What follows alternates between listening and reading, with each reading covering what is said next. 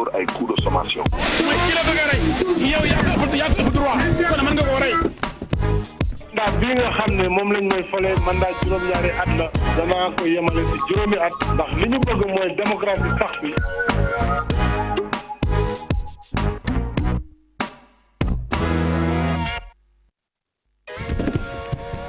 trop c'est trop mbir mi dafa ëpp léegi. audit yi d'accord nañ bu ñu si jógee du auditer samay doom ñaari doom yi nga xam ne. mbokk yi ànd ak ñun ci télévision Futurs Médias ñu ngi leen di nuyu ñu ngi am mbégte dellu si ak yéen ci seen émission Faram Facce nag ni ñu koy defee àllarba bu jot ci waxtu bi ñu ànd ci ak yéen muy émission boo xam ne li ko tax a jóg mooy waxtaanee tolluwaayu réew mi Faram Facce ko ku wax tolluwaayu réew mi nag ni ma koy waxee rek di nga ko wax ci wàllu politique am waaye di nga wax li mu làmbool yépp ndax ku ne xam na ni politique moo làmboo daanaka lépp ci doxalinu réew loolu mooy li sabab émission bi nga xam ne mooy Faram Facce télévision Futurs Médias di ci ànd ak yéen àllarba bu jot ci waxtu bi en direct la ñu koy def tey nag ñu am ci ay gan yoo xam ne jàpp nañu ne seen xalaat ak seen gis-gis donte wuute na ñàkkul dina mën a am lu mu gindi askan wi ci tolluwaayu réew mi loolu mooy li nga xam ne moo yëkkati tey émission bi nga xam ni fas yéene nañ ko seq ak yéen ci noonu dañ ci ànd ak El Hadj Malick Guèye moom honorable député la ci assemblée nationale bokk ci grand parti bi nga xam ni Malick Gakou moom moo ko jiite honorable maa ngi lay nuyu. maa ngi lay fay Pam Ngagne di nuyu les téléspectateurs de la télévision TFM. di profiter occasion bi di nuyu mais les co-débatteurs. Pape Malick Amadou ak ma petite sœur Yaya. donc di permettre rek di jaale benn dëj boo xamante ni dans ma commune da ngeen ko wax am nañ ko semaine bi passée muy le vieux Mamadou Niass. ñu koy jaale l'imam ratib de la commune di ko jaale la famille Tidiane nga xamante ni maanaam sëñ Moustapha Sy Al Amine il était très proche de sëñ Moustapha. te kooku sama ndijaay la woon jege woon ma trop nga baal ma mu wut prétexte bi pour jaale ko. d'accord merci beaucoup honorable député Yaya Diallo moom tam di député ci assemblée nationale bokk ci parti socialiste waaye bokk ci coalition Benno Bokk Yaakaar ñu ngi lay nuyu honorable député. Papa Ngagne maa ngi lay fay am mbégte loolu toogaat fii ci sa plateau bi di nuyu sa téléspectateur ak sa téléspectatrice yi nga xam ne jamono ji ñu ngi nekk di ñu seetaan am mbégte loolu tam toog fi ak samay frère parce que ku ci nekk mën naa jaar ci turam xamante nañ bu baax a baax commencé nuyu sama frère sama collègue l'honorable député El Hadj Malick Guèye bu grand parti di ci teg sama beneen frère bu ma bokkal coalition ñu tissé au-delà de la politique d'autres liens des liens fraternels muy Pape Malick Ndour am tamit beaucoup de plaisir retrouver Amadou Ba on est des amis sur les réseaux sociaux ñu xamante bu baax a baax di am mbégte loolu retrouver la encore une fois Pape Ngagne di ñaan rek débat bi nekk un débat constructif. voilà merci beaucoup ñu di ci ànd ak Amadou Ba Amadou moom nag ci kàngam yi ngànk parti bi di PASTEF ci la bokk muy cadre yi ñu ngi lay nuyu monsieur Ba Amadou. maa ngi lay fay Papa Ngagne di nuyu sa téléspectateur yëpp di la remercier ci invitation bi di la wax am nañ mbégte retrouver tey enfin en chair et en os des amis virtuels comme Pape Malick Ndour vraiment nga xam ni xamante nañ bu baax mais Facebook rek lañ doon gisee di nuyu honorable député Yaya Diallo moom tamit comme ni mu ko waxee ay relations yu cordiales rek la ñu am ak l'honorable député El Hadj Malick Guèye pour grand parti di ñaan yàlla dimbali ñu ba ñu wax fi lu amal njëriñ réew mi incha allah. jërëjëf merci Amadou ñu di ci ànd ak Pape Malick Ndour moom nag moom la ñu dénk wàllu Prodac mu nekk itam kàngam yi nga xam ne ñoo ŋànk communication bi ci biir Benno Bokk Yaakaar ñu ngi lay nuyu Pape Malick. Papa Ngagne maa ngi lay nuyu bu baax di amaat encore une fois mbégte ñëw sa émission. jërëjëf nuyu sa téléspectatrice ak sa téléspectateur ñu ci di beral nuyoo nag suma sœur bi nga xam ne fekk naa ko ci plateau bi ñu bokk ci muy honorable député Yaya Diallo ñu xamante bu yàgg bokk ay combat yu bëri donc su ma amee occasion bokk ak moom plateau bi ça m'a fait beaucoup de plaisir. El Hadj Malick Guèye aussi nekk suñu ndaataango boo xam ne xam nañ ko mu nekk grand parti donc ñu ngi koy nuyu moom tamit. di nuyu tamit suñu naataango bi Amadou Ba comme ni mu ko waxee on est des amis sur Facebook c'est la première fois ñu gisee donc ci débat bi donc am nañu yaakaar rek ne dinañ ko wax ci intérêt Sénégal et Sénégal gis ne débat bi amal na leen njëriñ. voilà jërëjëf xam naa ni dama koy tàmbale ak El Hadj Malick Guèye El Hadj nag dina am ay questions particulières yoo xam ni bëgg nañ aussi askan wi nga gindi leen ci tuuti parce que bi ñu déggee soutien wu grand parti jëm ci Ousmane Sonko am na ñu mu jaaxaloon parce que ñu bëri dañu doon njort rapprochement diggante grand parti ak mouvance présidentielle bi dañu jékki-jékki dégg loolu am na ñoo xam ni jaaxal na leen principe la rek boo xam ni moom ngeen jël lu dindiwul dara seen diggante maanaam lu ñuy njort ci rapprochement ak mouvance présidentielle bi parce que li koy firndeel mooy dafa am benn jamono nga jël position bi nga xamee ni Idrissa Seck dugg na ci mouvance bi nga jël position sa leader am na mu ko gisee ba yow aussi nga rangé wu waat loolu yëpp nekk benn cacophonie boo xam ne xaw na jaaxal nit ñi ndax mën nga ñu ci gindi wax ñu lan moo leen boole ak Ousmane Sonko ak li nga xam ne aussi moom la ñuy ruumandaat seen diggante ak le pouvoir wala da ngeen bëgg am position boo xam ne dafay ŋarale pour bu fekkee mën nga ci gindi askan wi. bon merci moi je pense que cette question là mën naa nekk à l'aise répondre ci. parce que comme ni ñuy wax l'histoire du problème ou le problème de l'histoire je pense que am na en tant que acteur am na loo xamante ni décision bi nga xam ne jël nañ ko par rapport au parti man am na lu ma ci joué. am na lu ma ci communiqué également am na fu ma taxawee. te je pense qu'il faut comprendre que un parti démocratique maanaam liy former la décision du parti c'est les instances du parti. je pense que am na lenn loo xamante ni réflexion bu ñu sànni woon la dans les instances du parti. réflexion bi maanaam kuréel yi nga xam ne dañoo nekk dans les départements nekk dans les régions ba dem au bureau politique dem au niveau de la convention nationale des cadres des jeunes des femmes ku ci nekk am na benn terme de référence yu ñu la joxoon par rapport ak à notre perspective politique bi nga xamante ni parti bi daf ko war a am. je pense nit ñu comprendre ñu bu baax mais il n'a jamais été question de prendre position par rapport à je veux dire une alliance politique. je ne parle pas d'alliance électorale parce que tolluguñ foofu mais alliance politique dafa war a nekk une alliance programmatique maanaam bu ñu demoon ba war a ànd ak la Benno Bokk Yaakaar maanaam dafa am luy tënk loolu maanaam ci composition programmatique waaw donc loolu moi je pense que mosuñ cee wax maintenant am na loo xamante ni peut-être comme ni nga ko waxee mën na xaw a tey xel par rapport ak ñenn ñi jàpp ne bi ma jëlee position ne génn nañ coalition Idy 2019 bon dafa am sama parti ñoo xamante ni d'accord ñu woon ak man. notamment c'est leader Malick Gakou. non bon je mënuma parce que non c'est-à-dire que communiqué bi ñu def ci parti bi en fait je veux dire Malick Gakou ba tey déggoo ko mu wax ne li Malick Gueye wax d'accord ma ci xam nga ba tey mën nañ ko wax. ba tey ci suba lay doog a génn clarifier position bi nga xam ne jël na ko. ci observateur tey wax ne le grand parti reste dans l'opposition je pense que loolu mooy constance bi. maintenant lu xus nag moom bon franchement ci politique.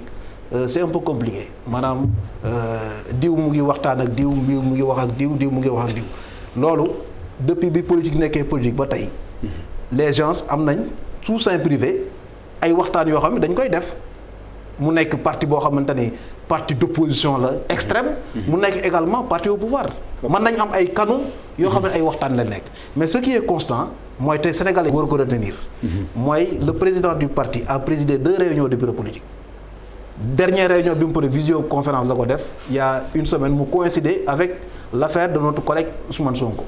ñu jël ci position jox mandat les députés du parti pour que ñu voter ñu bañ a voter la levée de l'immunité parlementaire de notre collègue. Deuxièmement démb tey ci suba mu joxe la position bi en tant que président du parti jël na ko leeral ko ci askan wi wax na ñun li nga xamante ni maanaam ci la ñu war a tënku mooy formater notre passe le programme. ànd suxali Sénégal bi nga xam ne dañ ko yor. préparer aussi la conquête du pouvoir. D'accord. par rapport aux élections yi ñëw. d'accord donc loolu je pense que ñaari éléments yooyu. d'accord bon. d'accord war na askan wi mën nañ jàpp loolu. parce que loolu c'est important ñu leeral ko. dañu dégg même président de la République Macky Sall interpellé na Malick Gakou ne yàggul day ñëw loolu yaakaar naa dégg nga ko.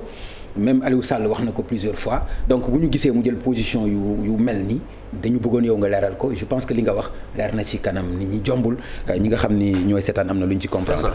alors damay ñëw ci Pape Malick Ndour ñu démarrer waxtaan bi Pape dañu dégg ci li nga xam ni moo fi xew président Macky Sall wax ci rajo France Internationale ak France 24 mu jagle leen benn interview ci loolu mu wax lu jëm ci mbiru Ousmane Sonko ak li ci xew bi ñu ko laajee complot bi mu ne talu ko ngir liggéenti leneen loo xam ne moo ëpp solo lu sew lu mel noonu parce que lu baas la wax lu sewee noonu lu saltee noonu daanaka mën nañu ko waxee noonu alors laaj bi moom mooy ndax loolu njëkk loolu la war a noonu la war a gisee affaire bi ci ku ñu jàpp ni complot la politique la ndax tontu bi loolu la war a doon beneen affaire bi mooy bu fekkente ni dañu nekk ci benn réew dénk ko moom président de la République mu nekk njiitu réew mi lu ñuy wax complot war fi mën a am maanaam ay nit mën a dugg ci 4x4 bu ñuul mën a am laisser-passer ci jamono bi nga xam ni mooy jamono couvre-feu mën a def mën a téléphoner mën a ligganti ba lu mel noonu am fi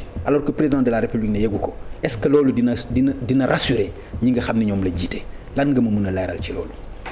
waaw Pape li ma la mën a leeral mooy li nga mujjee wax.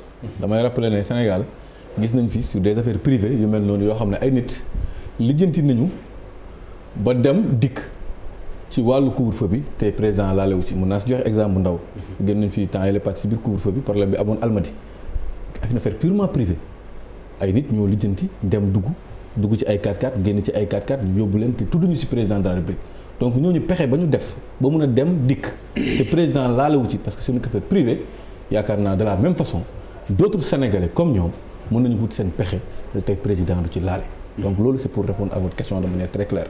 maintenant président li mu wax aussi je pense que lu leer la mën nañu ko poser question mën na du ci wax mais malheureusement le débat qui devrait être un débat privé malheureusement c'est imposé comme un débat politique wala sax un débat public alors que ça ne devrait même pas être le cas.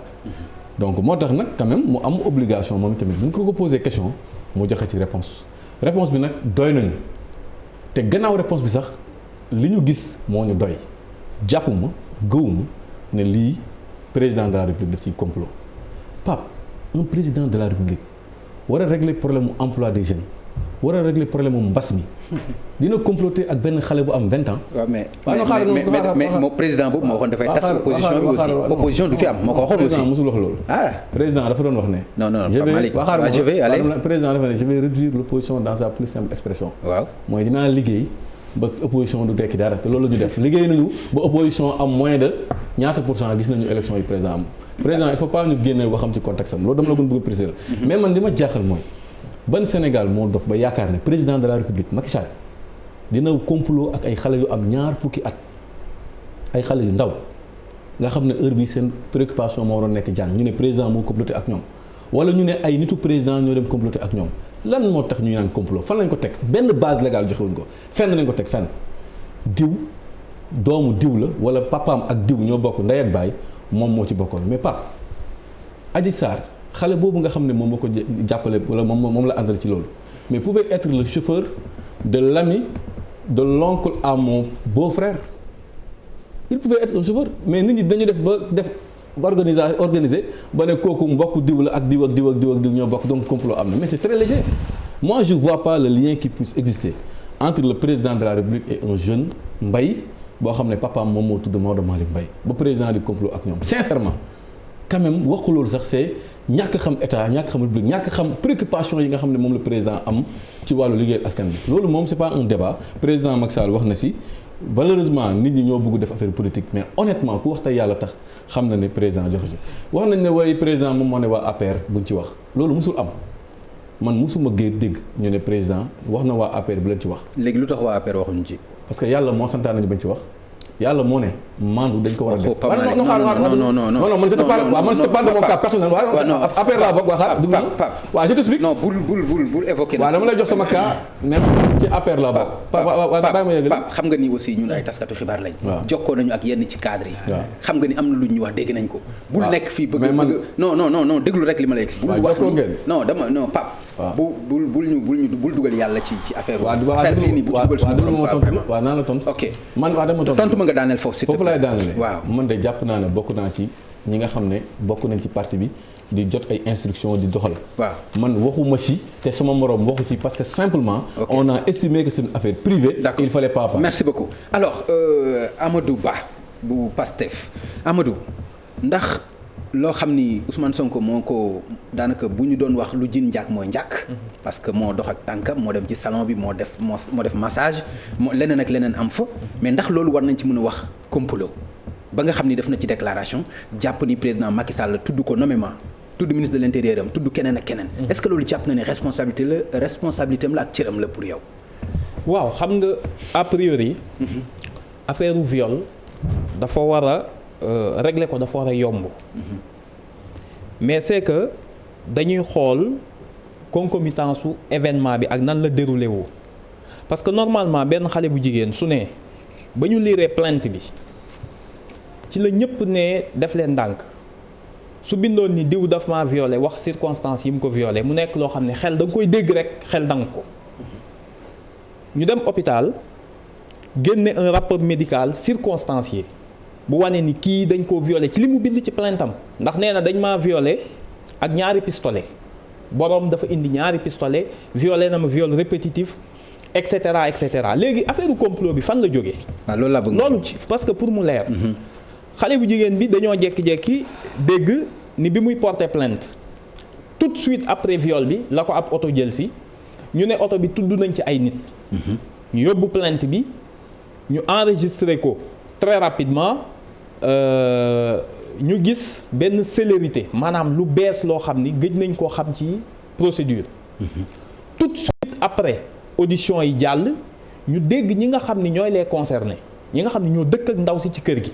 ñu expliquer pression bi ñu leen teg. ñu nettali circonstance ni xale bu jigéen bii bis boobu kat dafa toog suba si yëpp ana Ousmane Sonko kañ lay ñëw bañ ni ko yow kii ngay woo naan kañ lay ñëw mais yow loo koy doyee affaire bi jaaxal leen ñu ne ñaari xale yu jigéen ñoo doon maase xam nga kon moo lay wan ni waa ji bi muy ñëw xalaatul woon violé parce que kon danaan du ne ñaari nit nañ ma maase ndoo mu ne xale bu jigéen bi nga xam ne mooy concerné bi daan ni man de moo ni ma génnal ci biti nit ñi di étudier waat dossier bi ni ko waa léegi yow lan moo tax xale bu jigéen pour la première fois au Sénégal. mais Amadou vraiment li nga baal ma de mais li ngay expliquer lan moo fi indi complot. vraiment bëgg naa mais maa ngi ciy ñëw. yow tey li nga waroon laajte mooy ana xale bu jigéen bi. non loolu xam nga ni dinañ non mais damay wax. complot amul ok. dama ni histoire de viol dafa yomba régler bu doon dañ ni ñaar fukki at ci ginnaaw nga ma violé mais dafa concomitant maanaam yow dañ laa violé rek nga dem porter plainte ñu yóbbu certificat médical. dégg nga. ñu ne affaire bi lan moo ci tey xelu nit ñi parce que nit ki tamit boo nee viol franchement mënoo toog rek sa kër ni weddi naa mais dañoo xool fee ñu analyser ko ñu lire plainte bi ñëpp lire plainte bi lañ lii moom waxi dof la. d'accord premièrement plainte bi ñu jékki-jékki nag dégg ci ay tur ba pare yàlla def audition gendarmerie mi leen doon déglu ñoom ñëpp rapport bi génn. mais bi rapport bi génnee biñ ko liiree nañ waxante dëgg. loolu bu dul complot kenn xamatul lan la ana doomu jàmbur ji déjà la seule question qu'on se pose gisuñu papaam gisuñu ay mbokkam am nay nijaay am nay tante. mais fee yi la ñuy wax. waaw mais ci fee yi la ñuy yem. waaw léegi non xam nga li ma bëgg a wax mooy bu fekkee dañu complot dafa am. dañ leen comploter mais kon li ñuy jiiñ sa leader moom moo ko def. mukk ça n'a rien à voir xam complot bi daa am lu ko jiitu y a un mois à peine avant le 2 janvier.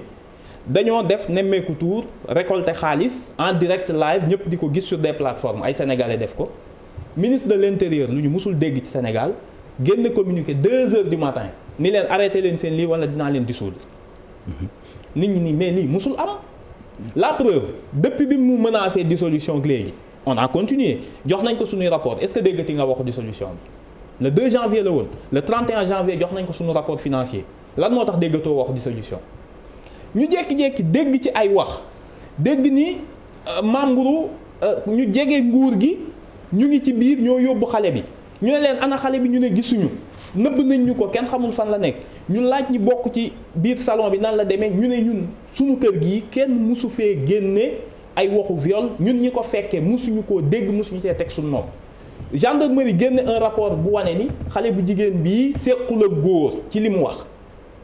ñu jékki-jékki procureur nag soog a dugg en action nangu dossier bi ci section de recherche te boo liiree section de recherche la mu bind ci kaw du xale bi moo ko saisir directement ñu bind de. seen rapport dañ cee bind lu leer. ay kilifa yu mag ñoo leen ni ubbi leen dossier bi. d'accord ñu jékki-jékki gis procureur jël ko foofu lay daaneele. enquêtul laajtewul tout de suite mu jox ko le 9 le 8 entre le 8 ak le 9 juge d'instruction boo xam ne nee nañ ma nga doon sax suul papaam. ndax papa dafa gaañu ñëw mën ko doon ci jour bi mu demander la levée d'immunité parlementaire ñu jékki-jékki tey ñu ne suba vendredi la ñuy levée d'immunité parlementaire ñu ne procureur juge d'instruction bi yeewu na ci nelawam nee na day déglu xale bu jigéen bi. d'accord donc Amadou merci beaucoup ko booloo moom moo tey xel. Yaya bu fekkente ni dégg nga Amadou li mu wax est-ce que mënuñu xel mënul ñaaw parce que li tax moom mooy d'abord ay nit lañ ci tudd ñu ci ñu bokk. ci beneen mouvance bu dul benn bokk yaakaar te loolu ci procès-verbaux yi la nekk. ñu tudd ci ay kilifa yoo xam ne dañu bokk ci benn bokk yaakaar. ñu am ci cër boo xam ne def maanaam am rôle. bu ñu ci joué. ci action boobu. beneen affaire bi mooy lu aju député nga am nga immunité parlementaire. convocation Ousmane Sonko. ndax loolu itam du loo xam ni parce que ñu bari jàpp nañu lu waroon mën a ñàkk la. lu teguwul ci yoon la ndax loolu yëpp bu ñu ko boolee ak leneen ak leneen. mënul jox dëgg ñi jàpp ni complot am na ci mbir mi. Papa Ngagne man jàppuma ni complot am na parce que d'ailleurs sax sama frère Amadou fi mu commencé waru fa woon commencé parce que moom dafa commencé ci le fait que Adji Sarr 4-4 daf ko jël si avant 4-4 di ko jël si lan moo xew pour rappeler un peu les faits. Adji Sarr benn xale bu jigéen bu am 20 ans la di liggéey ci benn salon de beauté mooy salon bi nga xam ni dañ fay defaree ay yaram pédicure manucure ak di fa massé woo Ousmane Sonko xëy porter plainte moom Adji Sarr Ousmane Sonko ne daf ko violé dem section de recherche bi mu interpellé Ousmane Sonko daf ne carrément du ma déférer à la convocation def conférence de presse en fonction de ce qu'il a dit man foofu laa mën a basé wu pour ne complot amul lan la Ousmane Sonko wax non lan la Ousmane Sonko wax ba ma jàpp ni complot amu fa Ousmane Sonko nangu na ni day dem ci salon de beauté bi dem na fa lu dul benn lu dul ñaar xam na fa benn Ousmane Sonko nangu na ni xam na Adji Sarr daan na ko maase ñaar Ousmane Sonko nangu na ni xam na propriété am xam na ruq-yeeg ruq-ruqaat yi ci salon de beauté bi yépp ma jàpp ni complot kañ bu doon am xanaa nag Ousmane Sonko du nangu di comploter ci boppam parce que lan moo yëkkati tànkam ba mu dem ci salon de beauté bi benn li Pape Malick Ndour wax lan moo war a mën a jaral le président de la République di comploter di ko jaarale ci une jeune fille de 20 ans ñaar xam nga li ma jàpp dans cette histoire mooy que far daf ci xaw a am ba mu ëpp far ci opposition bi rawatina ci waa Pastef te sëñ Cheikh daan na wax ni ànd mënta ñàkk waaye far baaxul ànd ci xel lay lalu waaye far ci xol lay lalu je peux tout comprendre ku nekk mën nga défendre sa leader mais quand même y a des faits irréfutables le fait que Sonko assumé ni xam na salon de beauté bi assumé ni daan na fa dem Adji Sarr di ko maase assumé ni xam na Adji Sarr pour man waa xaaral ma yeggale pour man cette thèse de complot peut être écartée 4-4 moo ko fa jël ci Papa Ngagne wax nañ ko tudd nañ ci neveu sama benn frère Maodo Malick Mbaye yow muy man muy ñii ñëpp ku ci nekk xam nga li ci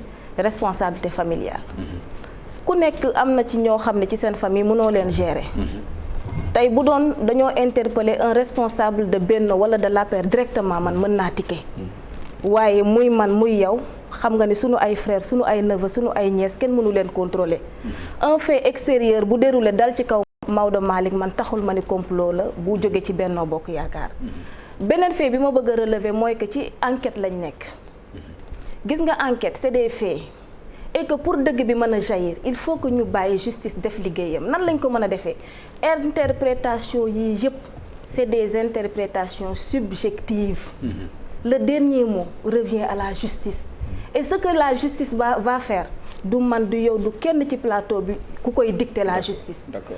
Ce que la justice va faire c'est s'appuyer sur les faits, essayer de voir où se trouve la vérité. Li may reprocher l'opposition particulièrement waa Pastef mooy que ils sont en train d'inculper Sonko avant même qu'il ne soit jugé. Ah bon? Parce que xam nga lu tax ma wax la ko fii ñu nekk nii ñu ngi ci juge d'instruction. Papa Ngagne ñëpp xam nañ ni la procédure pénale c'est 3 parties.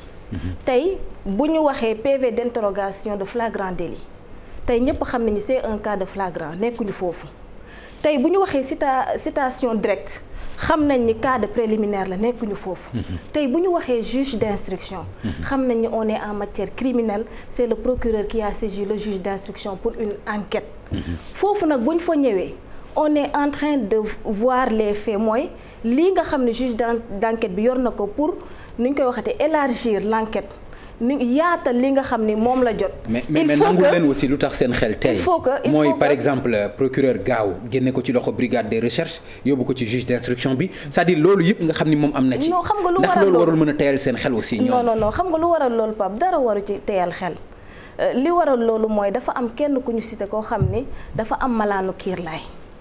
muy lever immunité parlementaire malaanu kiirlaay mooy li nga xam ni yoon daf koy muur ñenn ci ay doomam pour protéger leen aar leen ñu mën a def seen liggéey. duñ ko yóbbul convocation xanaa xamuñu ko may ma yeggali honorable xanaa xamuñu ko. xam nañ ko bu baax a baax mais waxuñu ni le député ne peut pas être convoqué xam nga lu ñu wax le député ne peut pas être poursuivi entendu ou arrêté kon xam nga convocation bu amee am na fi on a vu Ablaye Baldé bi muy nekk député dañ ko convoqué mu dem kon xam nga loolu c'est un exemple patent. Ablaye Baldé convoqué nañ ko dans le cadre de l'enrichissement illicite en tant que député il a déféré à la convocation ñëpp gis nañ image yi à 2 reprises. Je suis désolée Amadou laisse-moi continuer. C'est pas parce que on est député que waruñ la convoquer nga ni doo dem li ma d'accord mooy que tu es député. muy juge muy procureur kenn mënu la ci poursuivre entendre la wala arrêter la loolu la yoon wax. Maintenant nag libre à toi. d'y aller ou de ne pas y aller moom il a préféré ne pas y aller la procédure mooy que juge d'instruction bi am na blocage delloo na dossier bi procureur. procureur mënuñu saisir jaar na ci ministre de la justice pour saisir l'Assemblée nationale. fi ngay daanee la ci question mooy bu fekkee justice am na sañ-sañu convoquer ko. pourquoi demuñu jusqu'au bout. non attends pourquoi demuñu bu fekkente ni am nañu sañ-sañu convoqué ko pourquoi demuñu jusqu'au bout. Pape Ngagne. waaw justice am na droit convoqué. mais xam nga lu mu amul droit. forcé c'est bon ok il est libre. d'y aller ou de ne pas y aller. il a choisi de ne pas y aller. merci honorable on suit la procédure. merci beaucoup honorable El Hadj Malick Guèye ndax yow tam ci ñi gëm teesu complot bi nga bokk ak itam ndax procédure bi. li nga xam ne moom la ci Amadou am lu ko ci jaaxal na la ci. merci Pape c'est-à-dire que boo may tuuti ma expliquer pourquoi au début position bi ma ci amoon ak actuellement nii am na benn évolution bu gaaw. boo xamante ci sama position. et là je peux m'expliquer parce que en réalité c'est vrai que ñun ñëpp on est des justiciables. li ñu nekk député warul tax aussi également un député bu jëlee pistolet dem tirer kenn bu nekkee dañ koy jël tëj ci kaso bi. donc je pense qu'il faut pas confondre. le flagrant délit. il faut pas confondre. l'immunité. l'irresponsabilité. bi ñu jël ak l'inviolabilité. parce que aujourd'hui ñii li ñuy viser li ñuy wax. mooy un député bon bu nekkee en session bon boo ko bëggee convoqué ci loo xamante ni maanaam c'est pas flagrant. da nga war a jaar ci procédure yi nga war a jaar. xam nga loolu ñoom d'accord nañ ci ñëpp d'accord nañ ci léegi je pense que amatul débat ci loolu. maintenant li xew assemblée nationale après moo évolué sama position. ma jàpp ma fondé man que en réalité complot bi man d'ailleurs on l'a repris dans le communiqué de notre parti. assumé ko. que ba ñu jàppee ba xam ni lii maanaam suñu conviction may nañu am na ci complot ci lañ wax ne. suñu parti engagé notre parti pour soutenir notre collègue le président du PASTEF. te li xew assemblée du lenn lu yàkkamti goo xamante ni kenn mënul xam fan la toll.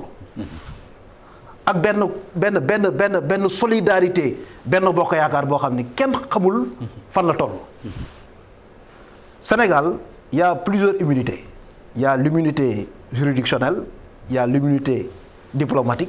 il y a l'immunité présidentielle il y a l'immunité parlementaire fii ban juge lañ fi mës a gis ñu yàkkamti gaaw nii rek mën ko tëj ci kaso bi noonu mais attends rarement ngay gis un juge boo xamante ni seen corporation da nga koy def te ay sénégalais lañ ay nit lañ dañuy def ay délits def ay commettre ay affaires yooyu mais man li ma xaw a jaaxal ci ñun députés yi mooy sur le principe de la fragilité de l'immunité parlementaire ñun ñu war ko xeex mais ñun ñuy combattre loolu. ci jurisprudence bi. c'est ça. Madame, c'est que aujourd'hui moi j'ai dit la fois passée à la commission des lois Ndiaye Mandiaye Ba te li ñuy wax maanaam c'est-à-dire que il faut aussi ñu xam ni sur le principe de séparation des pouvoirs le pouvoir judiciaire ne peut pas être une autorité. Le pouvoir judiciaire mënul imposer assemblée nationale. ne ko lii laa bëgg nga defal mu ko te assemblée nationale. mais du def ay enquête am yu ndaw ñun loolu la ñu wax te attention am na l'interprétation du règlement intérieur de l'Assemblée nationale boo xam ne le président de l'Assemblée nationale sama papa la sunu mag la sunu moo ñu mag yàgg na ci kii mais xam nga man l'expérience déjà des fois c'est pas une chance musuma gis ay école buy former expérimenté bon on te dira que par gérontocratie quoi boo waxee ñun la non mag la yàgg na tout ça mais aussi man yàgg naa ko wax comme le premier ministre Amadou Lamine Loum doon waxee que les ingénieurs d'aujourd'hui sont plus performants que les ingénieurs d'hier parce qu'il y a les nouveaux systèmes d'information simplement parce que là où tu utilisais ay calcul waaw jamono moo soppeeku moo tax xam-xam mënuñu koo teg ci empirisme boo waxee ñu la non maag sa papa ñoo doon ànd maag sa kii maa la kii ba donc yow mënoo am raison parce que yow amoo empirisme yàggoo amoo xam-xam donc là ça c'est de la gérontocratie te loolu moo am souvent dans les débats yi parce que boo xoolee li ñuy interpréter keroog coow li am Assemblée nationale le président Niass interprète l'article 74 sur la motion sur la question préalable de notre collègue Toussaint Manga parce que c'était défini il y a une question préalable bu waroon poser il y a les questions préjudicielles les motions préjudicielles l'article 75 du règlement intérieur Moustapha Guirassy war a def benn motion préjudicielle man ma war a def benn motion préjudicielle le président Niass nañu non vous n'avez pas le droit à la parole parce que l'article 52 du règlement intérieur nee na commission ad hoc bu ñu ciy wax 5 personnes ñoo war a jël parole non léegi nañ compiler article yi parce que 74 dañuy à n'importe quel moment du débat député am na droit def motion préjudicielle 52 ne diw ak diw mën naa jël parole mais da ngay boole article yi. yaa ngi fa woon. et puis non mooy rapport désolé mooy rapporteur commission des lois manipulation bi nga xam sama collègue mu ngi koy def tu sais pourquoi. déjà rek bu ñu mooy rapporteur commission des lois. waaw xam nga déjà mu ngi naan yàkkamti dafa am Pape Ngagne bi ñu jotee lettre bi dañu woote réunion de bureau ñu dem tuuti assemblée nationale rek. dañu woote réunion de bureau. réunion de bureau c'est le gouvernement de l'Assemblée nationale. ñu waxtaane ko fa yor seeni documents. décider saisir la conférence des présidents mooy 14 présidents yi séq Assemblée nationale président commission. mais alors c'est la procédure. attends rek s'il vous plaît dégg nga yaa ngi may dégg bi ñu convoqué conférence des présidents ñun ñu imputé ñu le dossier commission des lois.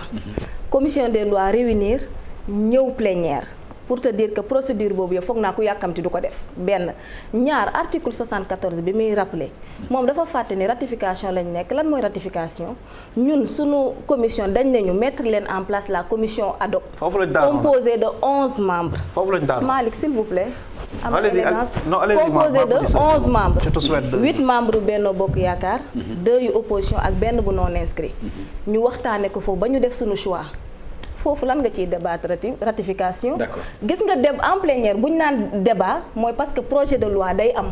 fii c'est pas une question de projet de loi c'est une ratification mooy ñëw voter lii nga xam ni mooy les 11 membres de la commission question préalable bi muy wax bi ko Toussaint Manga posé procédure bi mooy man maa tontu ak la présidente de la commission mais motion préjudicielle ci projet de loi lañ koy def débat en plénière et malheureusement on est en ratification. D'accord. Malick arrête cette manipulation parce que tamit opinion bi soxla nañ xam lu leer te li ngay def nii c'est de la manipulation. léegi c'est bon Yaya nga bàyyi ko mu terminer parce que ñu mën dem ci débat bi. Désolé. Bon, en fait, je ne manipule jamais. Pam Ngagne est revenu à la charge. Mais je vous en prie, allez-y. Voilà. Non, c'est que li ma bëgg Yaya, s'il te plaît. Yaya, je suis désolé. ci projet de loi la ñuy wax motion préjudicielle. Je suis désolé. Question préalable bi ngeen ko laajee jox nañ leen ko. Non, on devait nous permettre. Honnêteté intellectuelle, je suis désolé. Le président Niass devait permettre aux députés de poser leurs questions préjudicielles. Ci ratification Yaya, s'il te plaît, bàyyi ko mu terminer s'il te plaît. waaw non xam nga mais ci ratification mënuñ ko def c'est comme ça. xam na li may wax. Assemblée xam nga assemblée. moo déterminer vecteur u démocratie. mais bu ñu mënta wax assemblée nationale opinion bi ci biti nan la ñuy waxee. mais reconnaître comment vous pouvez accepter. Je suis désolée. En fait au profit ou bien au détriment de la parole de 13 députés. On est moins de 30 l'opposition à l'Assemblée nationale. Mais si on nous interdit de parler à l'Assemblée nationale, mais vous pensez que les gens vont accepter que mbedd mi ñuy wax l'Assemblée nationale ban ci monde bi ngay gis un député bëgg am idée lu muy wax. est-ce que lu leen règlement intérieur bi. non règlement intérieur boobu. est-ce que lu leen non xam nga aussi bëgguma aussi nga bëgg ko teg ci rek ci. non est-ce que ci lu leen règlement intérieur bi. li ma wax nii mais sama sœur sama petite sœur je suis désolée sama règlement intérieur nekku fi mais ratification motion préjudicielle lu ci am. question préalable moo ci am te jox nañ ko tout ça. xam nga su fekkee damay wax mu coupé moom moo. non mais dina la bàyyi léegi ma lay wax xam nga ko grave. mais El Hadj non yow sama rakk nga mais bon voilà. li ma lay wax xam nga ko. non xam nga dama bëgg a wax ne. gis nga même li muy wax nii. waaw. L'article 17 du règlement intérieur du règlement intérieur de l'Assemblée nationale donne pouvoir au bureau de l'Assemblée nationale de régler n'importe quelle question de la vie parlementaire maanaam li ñuy wax nii naan duñu xool Adji Sarr ak yooyu bu neexoon le bureau mu ni non pour des raisons de clarification on saisit par le biais de l'article 37 la commission des lois, mais dans la commission des lois, on permet à la commission des lois d'entendre Adji Sarr et les autres pour la clarification, pour ne pas fragiliser l'immunité parlementaire. Je pense que non, bàyyi bu mu ñëwaat non yaay non je vous en prie bàyyi ko mu terminer. Non, c'est-à-dire que li ma bëgg a wax. mooy en réalité cette question-là ni ñu ko bëgg a régler à l'Assemblée nationale. En fait ça n'honore pas la démocratie. Voilà, merci beaucoup. Franchement damay wax franchement ku nekk à sa bàmmeel ku nekk fii ñëpp xam nga assemblée gis nga ku nekk na nga xam ëllëg n'insultez pas l'avenir. C'est ça que j'ai dit à mon ami Mame Bounama qui est membre de la commission ad hoc.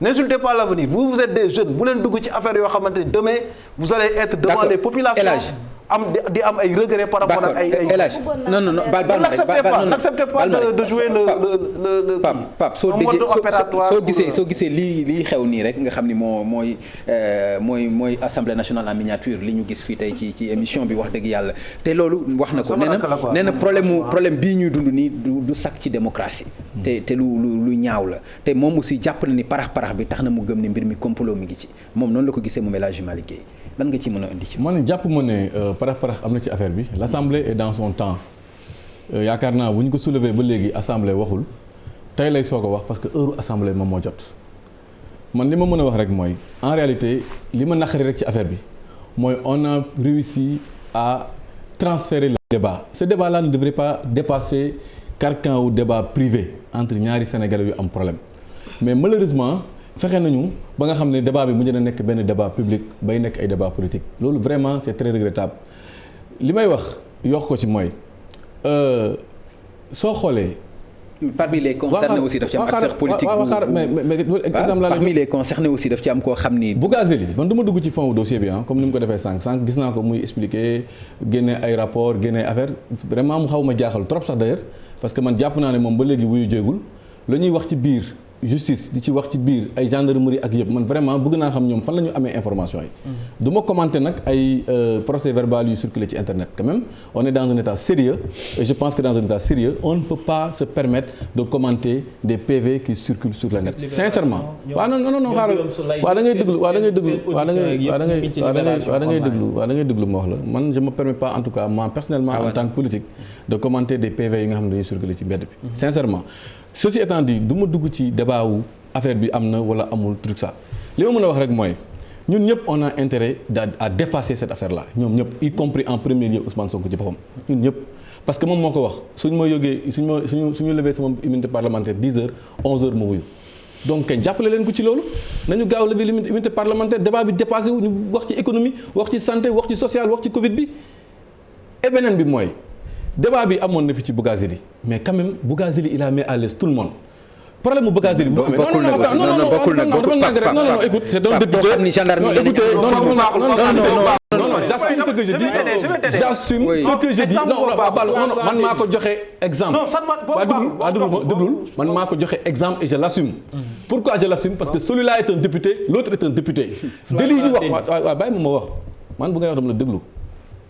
ñoom ñaar ñëpp ay député lañ il n'y a pas un député qui est en haut et un député qui est en bas flagrant délit ngeen wax man dama jàpp nag ne benn fait de société la ñu trafiqué billet nekkee fait de société viol noonu la nekkee fait de société bu mu xewee il a mis à l'aise tout le monde d'abord moom dafa mettre à l'aise boppam waxuma la nag moom na démissionné de sincèrement waxuma Sonko na démissionné mais quand même.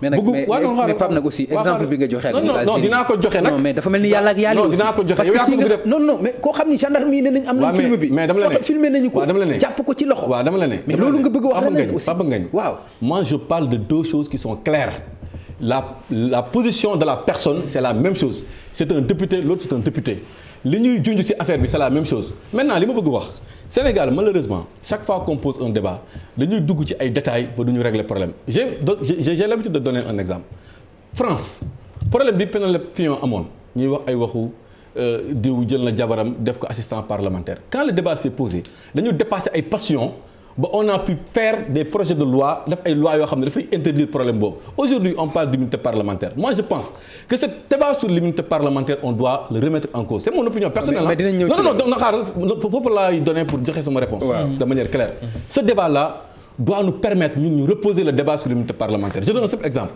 FMI Banque mondiale ak FMI c'est des institutions sérieuses keroog li ñu toppee Ousmane Sonko bu ñu ko toppee Strauss-Kahn dafa am ay conséquences on a vu Strauss-Kahn en menottes et pourtant FMI amoon na immunité diplomatique boo xam ne sur ce cas-ci maanaam cas wu viol dañ ko remettre en cause non c'est un exemple que je donne non c'est un exemple que je donne Ousmane Sonko bu ñu ko fekkoon foofu mais dama la ne te pourtant mais est-ce que xam nga ni bu ñu ko fekkoon ci salon bi ci moment fait yooyu noonu kooku bu ñu koy taxal bu ñu ko fa fekkoon question laa lay posé keroog bu ñu koy question laa lay posé kii bu ñu koy taxal ay mënoon dañ ko fekk en flagrant délit de viol. non waxuñu loolu mais mi ngi ci hôtel ba. non mais kii mu ngi woon ci kii bi te il a non mu ngi woon foofu te il a assumé. je vous dis un simple exemple dama la ne li may wax mooy Sénégal malheureusement quand on pose un débat waruñu def ay Sonko contre APR wala APR contre Sonko on doit aller au-delà de ça. man personnellement ce débat là ni ñu ko waroon poser mooy la question de l'immunité parlementaire en question maintenant qu'on le pose. mais tey taxaw ne waaw ñun député yi waruñu voter parce que daf ñuy fragiliser non on ne fragilise pas l'immunité parlementaire.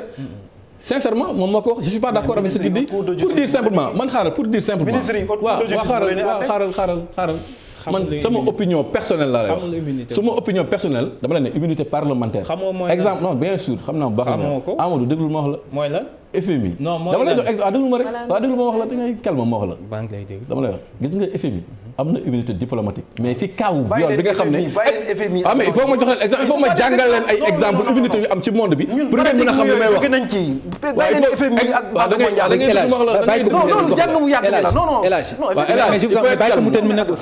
il faut être calme ce débat il est sérieux c'est un débat très sérieux c'est pour cela que il faut pas y aller avec c'est pourquoi je vous donne des exemples sérieux dans le monde moi je parle de l'immunité en question pour man le débat là qu'on doit avoir à partir de cette affaire là qui s'est passée pour éviter demain man wala sama moroom nekk ak situation yi jël sénégalais en haleine c'est cette question qu'on doit poser en résumé sincèrement li ma jàpp mooy mbir mi on a réussi à en faire un débat public ou politique alors que ça ne devrait pas être le cas tey kenn xamul Sonko lu mu fa def yàlla ñu tiim suñu waxee ak yàlla tax kenn xamul ndax Sonko moo def kenn xamul Sonko deful l'essentiel li intéresse sénégalais yi on a envie de parler d'autres choses beaucoup plus sérieuses et pour ça assemblée nationale li mu war a def na ko def député yi li ñu war a def nañ ko def Sonko li mu war a def na ko def plutôt muy taxaw naan way ñun waruñu dem fii procédure bi am na débat bale am na sincèrement ça c'est pas sérieux alors Amadou wax na ko tout à l'heure parce que Sonko aussi moo ko waxoon ci déclaration nañu lever suma immunité parlementaire 9h 9h05 maa nga fa est-ce que loolu mi ngi ci ba tey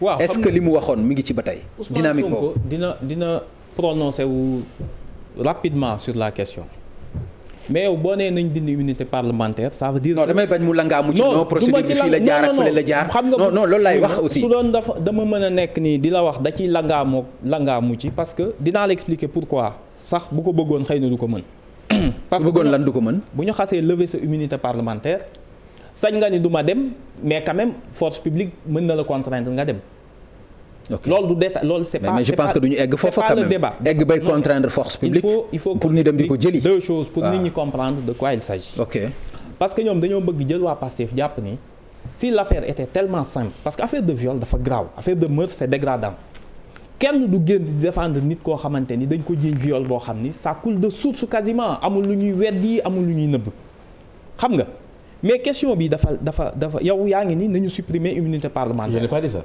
Je pose le débat sur l'opportunité de maintenir ma ni la xamoo lu immunité parlementaire boo ko xamoon doo waxee nii immunité parlementaire ñaari aspect la première c'est ce qu'on appelle l'irresponsabilité ça veut dire quoi que le député bii voté parce que séparation des pouvoirs ñoom ñi ko créé dofuñu de en aucune façon l'immunité ne vise à protéger le député contre des poursuites génneel loolu sa xel moo tax man la boo xamul day laajte boo laajtee rek dañ lay expliquer l'immunité ñaari aspect la l'irresponsabilité mooy article 52 par alinéa bu njëkk bi quand le député vote émet des critiques contre des projets de loi ou des propositions kooku dañ ne ko c'est ce qu'on appelle l'irresponsabilité kenn mënu la cee topp jamais ci deuxième alinéa bi ñu ne la nag c'est ce qu'on appelle l'inviolabilité mooy lan boobu ça ne vise pas à protéger le député nuance ça vise à protéger l'institution mais c'est bon explication bi aussi. non bëgguma ñu nekk ci loolu aussi. daf ñuy tàggal rek c'est-à-dire li ma bëgg xam procédure parlementaire immunité bi. dañ la bëgg expliquer na la. c'est important ce n'est pas pour défendre le député. je pense leer na ci moom c'est pour défendre l'institution. je pense que leer na Amadou. de quoi s'agit-il li ñu leen wax xam nga lan la. waaw une fois que yéen commission bi lan moo tax ñu ne assemblée saytul bu ñu la laajee levée d'immunité parlementaire saytu ko bul yàkkamti maanaam pour protéger la yéen parce que comme que da ngeen nekk ak pouvoir exécutif président da ngeen ni bañ lu jóg rek ñu lever loo immunité bi parce que mën na ci jaar pour xoqatal ay député ñu ne leen à minima def leen genre instruction mooy commission ad hoc bu ñu nee la déglul nit mais encore que boo koy déglu il faut nga am un minimum dañ ni leen laaj leen procureur ni ko yow nee nga Ousmane Sonko dafa violé nit ñun xamuñu ci dara jugé wuñu mais on fait un minimum d'instruction parlementaire. mooy la mais jéem dañ ko woo mais demul. non du dem def avant. non mais attends mais loolu aussi Amadou. loolu aussi Amadou bàyyi ma expliquer la avant dem bi. waaw le dossier procureur warul indi une demande kese dañ ni ko indil par exemple benn certificat médical bu bind ni. xale bu jigéen loolu procédure la mais commission ad hoc bi taxaw na ba pare convoqué na ko lan moo tax demul. déglu ma wax la pourquoi demul boo ma bàyyi ma expliquer la yoon dafa ni. waaw moom le député su ko neexee na ñëw su ko neexee na am ku ko fa représenté. mais kenn représenté wu ko ki nekkoon avocat. moom laa la wax defal ndànk. xam nga tout de suite avant commission bi ñu commencé avocat Ousmane Sonko dañoo génne benn communiqué daal ni assemblée procureur booy dem assemblée dañ lay laaj yenn question ñi nga xamante ni ñoo toppoon ndaw si est-ce que mën nga assemblée mën na leen a laaj nga jox ko ci ay éléments. autrement amul sens parce que yow tu peux pas nit ki dama lay entendre. te loolu président assemblée nationale nangu ci tontu. dafa ñoom ils n'ont même pas compris leur compétence. waxuñu la dañ ni na nga wax procureur. ni ko mais yow waa ji nga bëgg a lever immunité am. ci lan nga ko teg lu ndaw loo xam ni mën nañ jàpp ni xëy na mën na ne mënul ne mais mu ne joxewuma dara génne leen lever leen immunité parlementaire am on verra après. loolu la règlement assemblée doon bañ et c'est ce qui s'est passé. manipulation bi c'est du début jusqu'à la fin. gis nañ ko ak Khalifa Sall ce qui s'est passé kooku leer nañu Khalifa Sall tëj ngeen ko le jour biñ ko élire ñu ne chambre criminelle génneel waa ji comme que léegi fal nañ ko parce que l'immunité parlementaire day commencer le jour de l'élection la proclamation des résultats député nga ñu ne leen génne leen ko chambre criminelle bañ te pourtant c'est illégal par la suite entendre lever nañ immunité parlementaire am te taxawul moom dafa ni damaa war a ñëw assemblée ñu ne ko doo fi dugg. ils ont levé son immunité en son absence donc yàgg ngeen a def ay affaires te lii yëpp gis nga tey jii juge d'instruction à minima su génne woon benn certificat médical bu wane ni xale bi dañ ko violé. fu mu koy génne. mais daf ko war a laaj procureur avant ngay lever immunité xale ku ñëw ni dañ maa violé mais di nga génne certificat bu wane ni y a eu au moins des lésions des viols wala loolu la certificat médical di jariñ.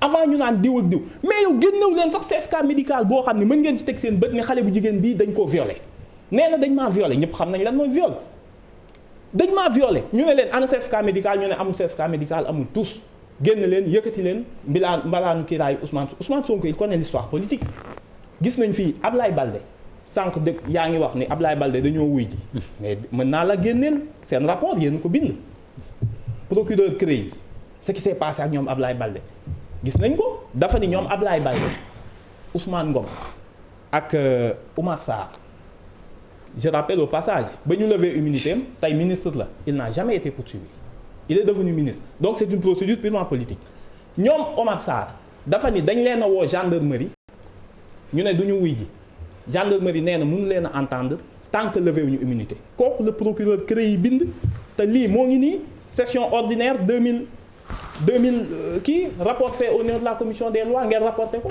kon fan nga naan Omar Sarr dafa wuy jil boppam. Ablaye Balde dafa wuy jil boppam. ok d'accord donc xoolal la question. les faits sont là mon cher ami. mais yow boo paree nga tapé Google. mais Google dem bind Ablaye Balde convocation à la section de recherche. s'il te plaît rek ñu bañ ci débat. soxna si boo paree rek demal Google. journal des débats may ma dama lay jox référence. nga daaneel foofu. non xoolal. nga daaneel foofu année 2013. République du Sénégal Assemblée nationale. 12e législature, journal des débats, examen du rapport de la commission ad hoc chargée de statuer sur la demande de levée de l'immunité parlementaire des députés Oumar Sarr, Abdoulaye Baldé et El Hadji Aliou Ndao. man section de recherche foofu yéen a ko bind. ba léegi yaa ngi def amalgame. xam nga yow yaa ngi jiw man waxuma la il n'a pas été entendu tant que levé wuñu immunité. donc n'inventez pas yu léegi c'est bon merci allez Yaya voilà Yaya nga leeral loolu. man waxuma la ni Abdoulaye Baldé dafa wuyu ji commission Abdoulaye dama ne la Abdoulaye Baldé section de recherche woo na ko wuyu ji na ko yaa ngi jiw ci les mots déglu rek mon cher ami les faits sont là demal Google nga tapé.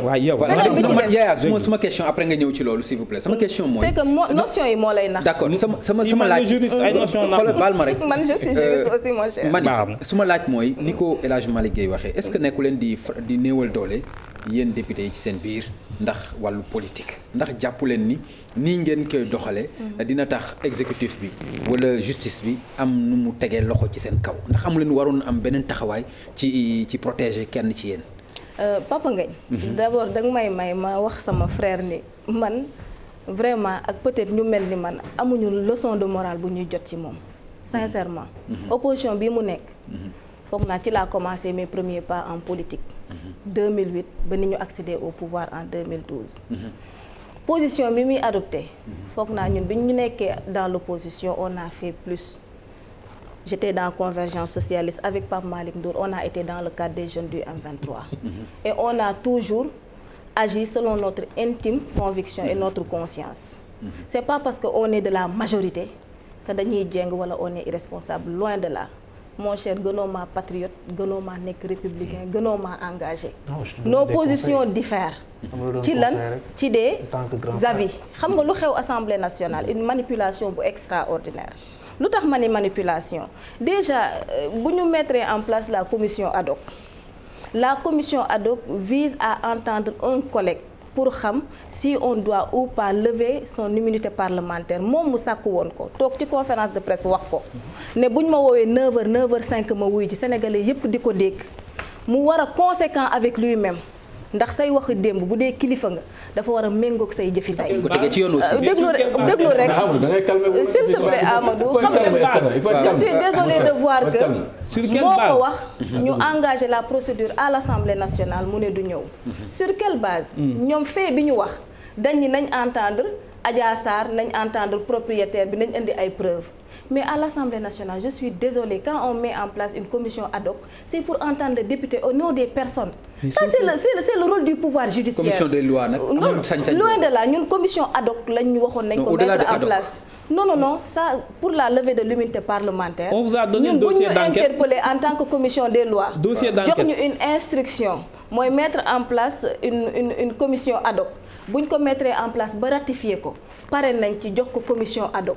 Commission ad hoc bi li muy def mooy lettre procureur ak juge d'instruction dossier boobu lay ñëw teg sur la table convoquer député bi ñëw waxtaan ak moom sur les faits en fonction de ce que le député va dire c'est en fonction de ça la ñuy demee plénière pour approuver ou désapprouver et je suis désolée de voir des jeunes comme Amadou un jeune très intelligent des gars comme collègues comme Guirassy ak Cheikh Bamba Dièye nekk des anciens ministres nekk plusieurs fois députés di dawal ci xelu sénégalais ni dañu war a convoquer Adja Sarr dañu war a convoquer la propriétaire le dossier d'enquête alors que loolu mënul nekk parce que Assemblée nationale loolu mënul nekk mon cher ami Assemblée nationale xam nga kan la mën a déglu le député en tant que tel bi am levé bi am immunité parlementaire mooy kiiraay bi koy minimum te loolu le procureur vous donne je suis désolée ne serait-ce que le certificat médical disant que la fille a été violée. mën nga ma may s'il te plaît le minimum sur on l'a quoi vous vous basez pour l'entendre le minimum on l'a Ousmane Sonko bu ñëwoon en commission ad hoc qu'est-ce que vous allez dina lui dire xam le dossier lan la am lan mooy fait yi lan ak lan lañ koy reprocher mu défendre ñu accepter ko wala ñu bañ ko accepter mais le fait que mu toog devant tous les Sénégalais vous avez eu accès au dossier ne damay buñ ma woowee ma wuyu ji ñu woo ko wuyu siwul déjà ça fausse le débat Amadou man je suis le rapporteur de la commission des lois oui j'ai reçu 2 lettres benn bi c'est la lettre du juge d'instruction bu énumérer tous les faits disant que Adja Sarr a porté plainte contre un député du nom de Ousmane Sonko pour viol deuxième lettre bi mooy li procureur di adressé à l'Assemblée nationale ça n'a aucune valeur c'est pas grave ça n'a aucune valeur juridique une lettre du procureur non je suis désolée tu te perds dans tes idées mon cher ami xam nga li ma wax rek tu es un peu aveuglé par les faits Amadou nañ waxtaan rek parce que bu juge d'instruction bindee une lettre procureur bind une lettre ñu jël ko amputé ko au ministre de la justice ñu adressé ko à l'Assemblée nationale si tu te permets de dire que amul valeur juridique xamatuma lan mooy acte juridique parce que acte juridique mooy lettre bi nga xam ne faits yi ci lañ nekk avec le nom de Ousmane Sonko en tant que député ñu jox ko commission ad hoc mu war ci statuer malheureusement nag vous êtes dans une politique politicienne et ça ne passera pas. Tu sais pourquoi ça ne passera pas? Le minimum vous dites, donnez-moi le certificat médical qui rend l'affaire, qui rend la plainte, qui rend la demande dans le réquisitoire introductif mon cher ami. Non, le certificat on dirait que tu n'as pas médical. fait le droit. Je suis désolée. Le certificat Je suis médical. désolée. Ça relève de l'enquête, c'est privé. Non. Et c'est ça entre le juge d'instruction député bi ak yéen le na ngeen ko war a procureur. protéger. Xam nga ñun xam nga dañ koy mais di ngeen laaj protéger. xale bu jigéen bi ana certificat médical bu wane ni au moins l'affaire doit être vraisemblable. waaw léegi Amadou bàyyi ko mu terminer. non je laisse je m'excuse. parce que li ngay wax amul sens mënoo wax ba commission ad convoquer une personne bu nekk. on ne demande pas de convoquer. deuxièmement xam nga député bi nan lañ ko mënoon défendre bu doon dafa ñëw ñu déglu ko. sur quelle base. et je suis vraiment désolée. da ngaa violé mu ne déedéet après qu'est-ce qui se passe en avant boobu Sonko def ñun man ça me fait mal. parce que au moins peut-être bu waxoon dina ma convaincre parce que on a fait 4 ans à l'Assemblée nationale.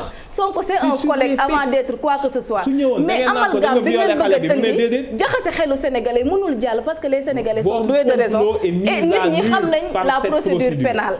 L'Assemblée nationale ne peut pas convoquer une personne autre que le député. On vous demande pas de convoquer sur qui a une immunité parlementaire.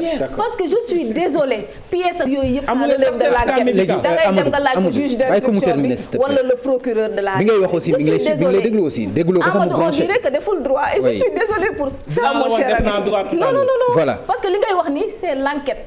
alors que fi ñu nekk nii on parle de la levée de l'immunité parlementaire Adja Sarr amu ko propriétaire bi am d'accord voilà kenn moo ko am c'est Ousmane Sonko et il a refusé voilà de merci déférer à la beaucoup convocation. alors donc est-ce que raison yooyu moo tax Ousmane Sonko ñëwul pour yow mooy commission ad hoc bi nangu ko maanaam procédure bi tax na yow commission des lois nga jàppoon ni war nañ mën a déglu peut-être ñoom Adja Sarr ak autres lan nga mën a leeral ci xam nga man je suis membre de la commission de réforme du règlement intérieur de l'Assemblée nationale. maa fa représenté opposition bi maak Aïssatou Mbodj la présidente Aïssatou Mbodj on est 11 depuis 1 an et demi benn réunion lañ def bi ñu jëlee commission yi jëlee ko 11 yóbbu ko 14 pour fal ay président de commission lañ gëj a def réunion pour réformer le règlement intérieur de l'Assemblée nationale réforme règlement intérieur national immunité parlementaire bi Pape Malick di wax ci la bokkoon réformer ko depuis 1 an et demi on demandait non dama ne c'est que man en fait non dama ni j'ai dit man sama wax naa ko keroog à la commission des lois ma sœur yaa nga fa woon j'ai demandé à ce que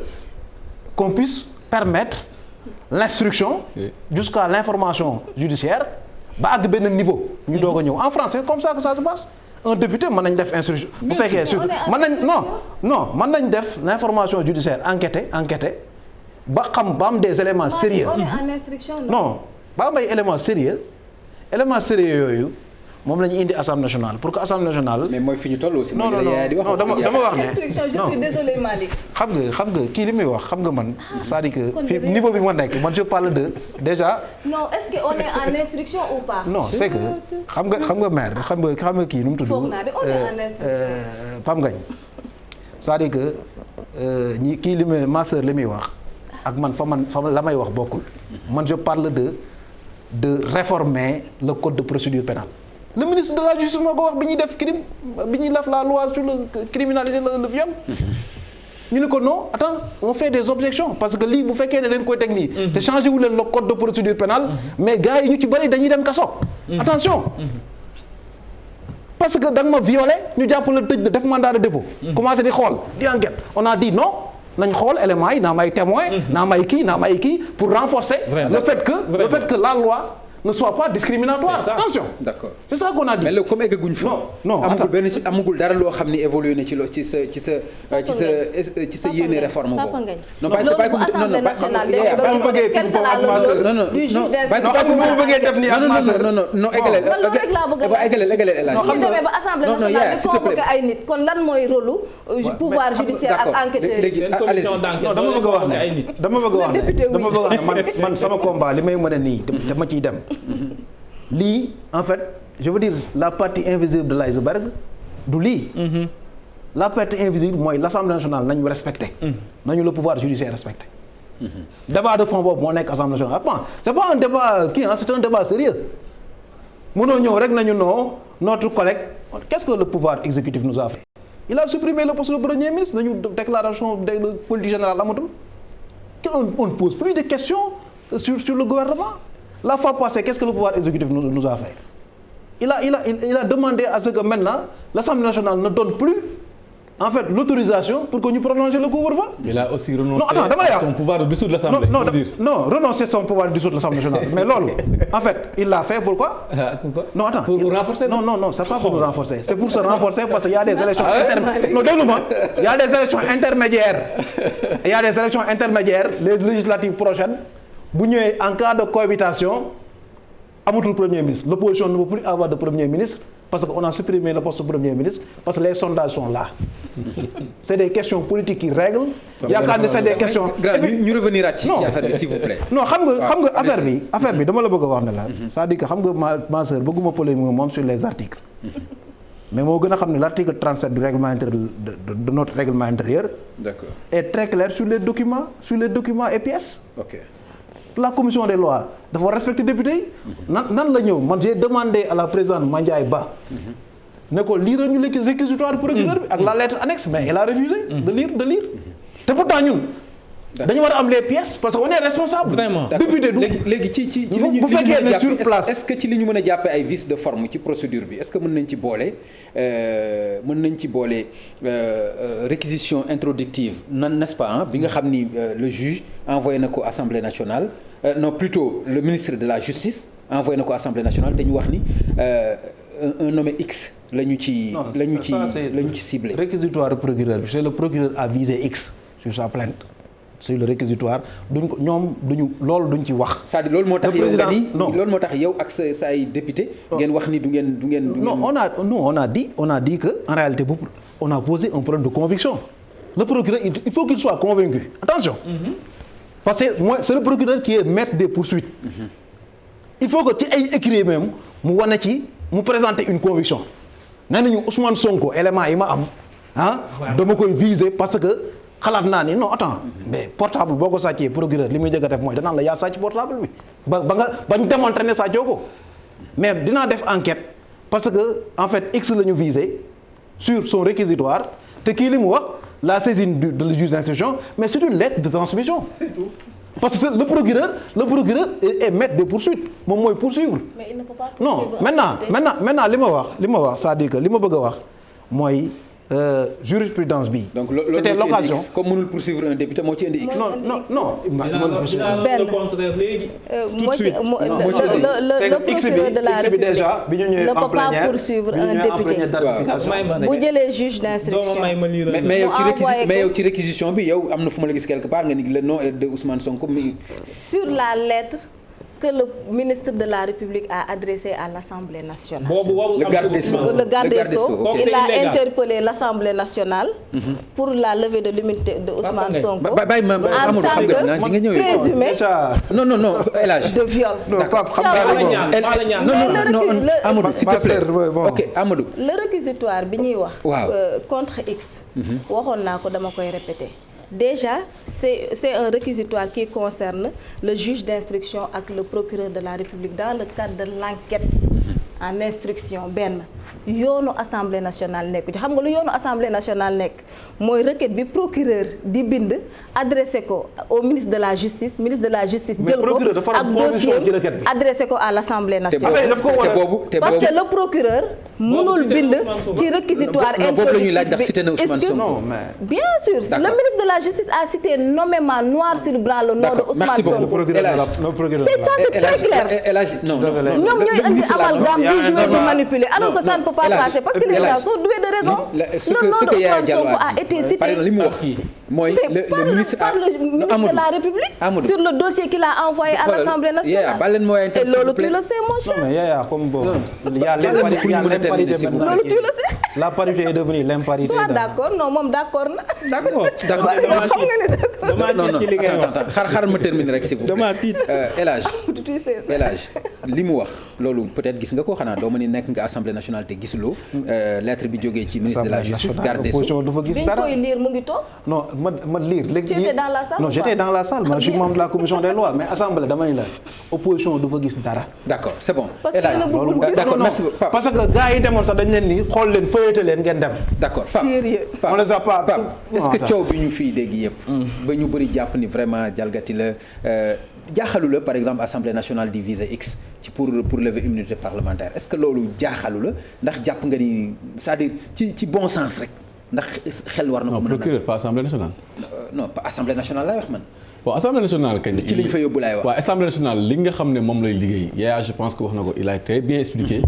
et moo tax sax sama waa ji xam naa da ko bëgg bàyyi mu wax parce que Yaya li muy wax c'est tellement clair tellement limpide que képp ku am xel day comprendre li nga xam ne moom la bëgg a wax.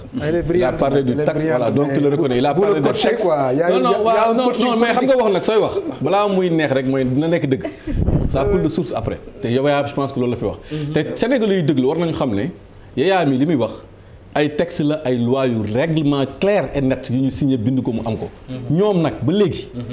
seen argument yi fu ñu koy teg non xaaral rek El Hadj bàyyi ma yàgg yaa ngi dégg non man je parle de Amadou li muy wax ba léegi man officiellement ñoom gisuma fu ñu gisee PV gisuma fu ñu gisee texte gisuma fu ñu parce que ñoom dañ leen woo ñu ne ñëwuñu donc ñoom premier problème bu ñu am mooy fu ñuy wax fan lañ ko sukkandiku ak ci ban loi ban texte ak ban règlement wala ban lettre lañ ko sukkandiku déjà première différence bi mu ngi am foofu soo leen waxee nag ñu ne woy li ñuy circuler ci internet bi lire nañ ko lii lañ ci gis lee lañ ci génne loolu vraiment c'est problématique man du ma aborder thème bi sur angle législatif réglementaire ak yu mel noonu mais Papa Ngagne am na loo xam ne yéen ñi bëgg yor pouvoir sax yéen a ko war a bañ gis nga Papa Ngagne war nañu éviter créer benn immunité pour les politiciens dem ba nga xam ne Sénégal dañuy toll foo xam ne xam nga ne soo defee dara kenn du la ci topp parce que da ngay amati nit ñi ne leen kaa leen dañ maa bëgg toroxal parce que man damaa contre président Macky Sall wala damaa contre pouvoir bi moo tax ñu ñuy woo te loolu ñun ñëpp dañ ko war a éviter yéen ñi nga xam ne vous aspirez à être demain au pouvoir vous devez éviter demain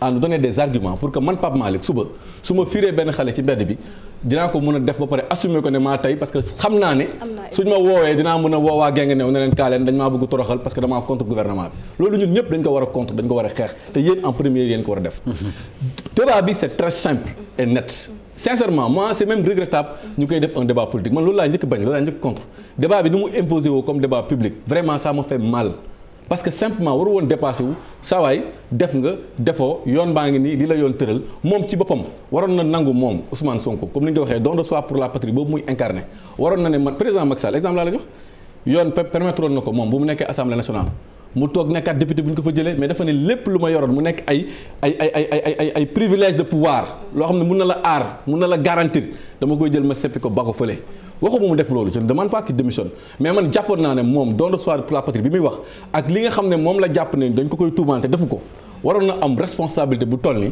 mu ne lii yëpp yoon may na ma ko yoon may na ma may guddal jël di xaar assemblée yoon may na ma may bàkku di xaar muy ñëw yoon may na ma moo ay nit waaye yéen ñëpp ku nekk na toog seen kër man Sonko dinaa défendre mbir mi dinaa dem naam ne waruma mën a dem mais ma dem pour leeral Assemblée nationale. Mais nag ça ne nous étonne pas mais nag ça ne nous étonne pas parce que gisoon nañu fi histoire commission d'enquête parlementaire bi mu amoon ñu woo ko ne ko kaay nga wuyu commission d'enquête parlementaire bi amoon ci 94 milliards yi bi ñu ko woowee li mu wax mooy lan wuyu jiwuma Assemblée nationale nawloo ma waa Assemblée nationale tey yéenay ñëw tey yéen ngeen nawloo Assemblée nationale bay wax ay texte Assemblée nationale moom mosul gëm loolu tey la koy soo gëm tey parce que glaat na ne tey lii mun na guddal jël bi wala mun na andi ay problème sincèrement man Sénégal ñun ñoo ko bokk li may wax pour terminer encore foofu mooy ñun ñëpp tey lii dal Ousmane Sonko neexuñu parce que si politiciens yi lay dal ëllëg non sincèrement je le dis c'est honnête Amadou c'est honnête ce que je dis oui bien sûr c'est honnête c'est très sincère ce que je dis on vous croit suñu xamoon suñu ñaan sañoon lii yëpp duñ fi xaaral suñu sañoon tey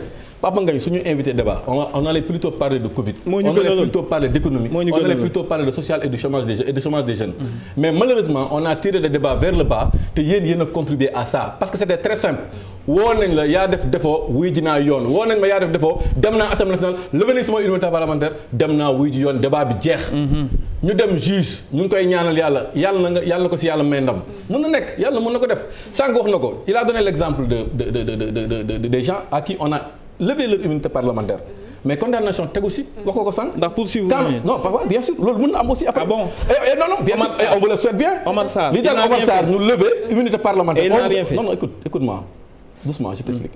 li daal Omar Sarr mu dem ba ñu lever immunité parlementaire te kaso xaju si. ndax moom lañ leen di yéene. pourquoi kaso xaju si c'est politique ou judiciaire? Est-ce que c'est le tribunal qui l'a blanchi ou le président qui l'a blanchi? Le discours de Amadou Ba était le discours de notre souteneur de Omar Sarr il y a de cela quelques années bu ñu doon wax loolu. Le discours de Amadou Ba aujourd'hui était le même discours de l'autre souteneur de Abdoulaye Baldé il y a de cela quelques années. Finalement qu'est-ce qui s'est arrivé? Qu'est-ce qui s'est passé? mooy dem nañu kenn condamné wu leen kenn jugé wu leen. loolu lañ leen di ñaanal dañ leen jox noonu kenn condamné wu leen en tout cas ba léegi. parce que poursuivre ñu leen di ñaanal loolu mais parce que politiquement vous les avez pas poursuivis. mais Amadou il faut être calme il faut être serein Amadou il faut être à l'aise dans le débat. ñun on est des jeunes yaa ngi dégg xaaral on est des jeunes kii wax na ko sànq. il n'y a pas de Sénégalais de gauche et de Sénégalais. Qui l'a blanchi la justice ou le président? Qui l'a blanchi? Le président de la République n'a blanchi personne. Est-ce que c'est la justice qui a blanchi Omar Sarr? Le temps de la justice. dama ne est-ce que c'est la justice qui a blanchi Omar Sarr? da ngay déglu pour calme il faut être calme. Vous avez votre procureur. il faut être calme mais Pape yaa ko laaj. dama koy tontu. La bourse ou la vie. dama lay tontu dama la ne am na. il veut convaincre waa Pastef. am na kenn koo xam ne difficile. am na kenn koo xam ne lever immunité parlementaire am c'est même débat qui se pose aujourd'hui c'était posé il y a cela quelques années. waaw da ngay déglu il y a cela quelques années.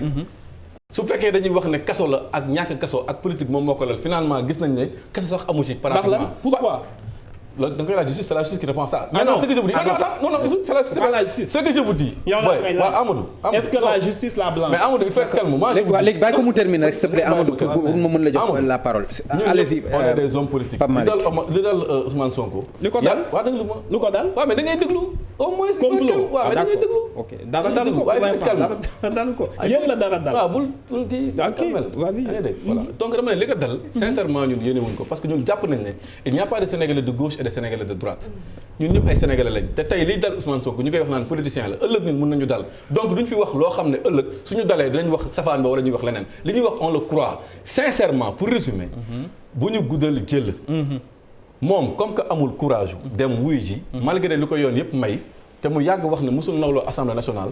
nañu bàyyi assemblée def liggéeyam justice def liggéeyam coow li. d'accord alors Amadou li mu wax aussi lu ñu doon xaar la vraiment ci Ousmane Sonko parce que ni ñu gisee woon profilam. ni ñu gisee woon engagement am. ni ñu gisee woon discours am surtout. yaakaaroon nañu dafay indi lu bees. maanaam par exemple day jël immunité parlementaire teg ko fële. rawatina moom anti système la doon prôné te système bi.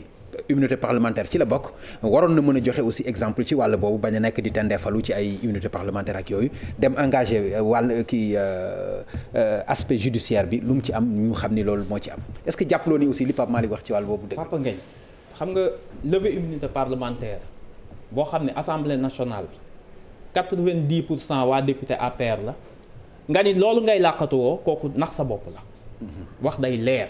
Ousmane Sonko moo musul ndax sa bopp la may guddal jël non du guddal jël kaay wax la lu tax defal ndànk ñu nekk ci leneen defal ndànk Ousmane Sonko dafa am ñu ko wër te dama la jox exemple baal ma Maître War il avait fait la même chose Maître War c'est benn problème privé bu mu xam ne am na ko je le dis c'est pas sous son contrôle il a écrit au juge pour dire que moom il renonce à son immunité parlementaire. D'accord c'est un acte de courage. may ma ñëw rek il pouvait le faire. may ma ñëw mu xam histoire politique du Sénégal xam bu baax a baax fi ñu jaar gaa yi mu ne lu tax wuy jiw ma tout en sachant que on va lever mon immunité parlementaire parce que ñii c'est une majorité mécanique ala kulli xaal gis nga ñu ngi wax sànq problème de réforme immunité parlementaire dafa am lu am solo lu ci am mooy quand bien même la procédure a été irrégulière dañoo yóbbu conseil constitutionnel mu ne man même si c'est irrégulier sama yoon nekku ci man je suis incompétent pour xam maanaam tey amul benn juridiction cour d'appel chambre criminelle conseil constitutionnel cour suprême koo xam ni nee na même su procédure bi irrégulière mën naa ko saytu.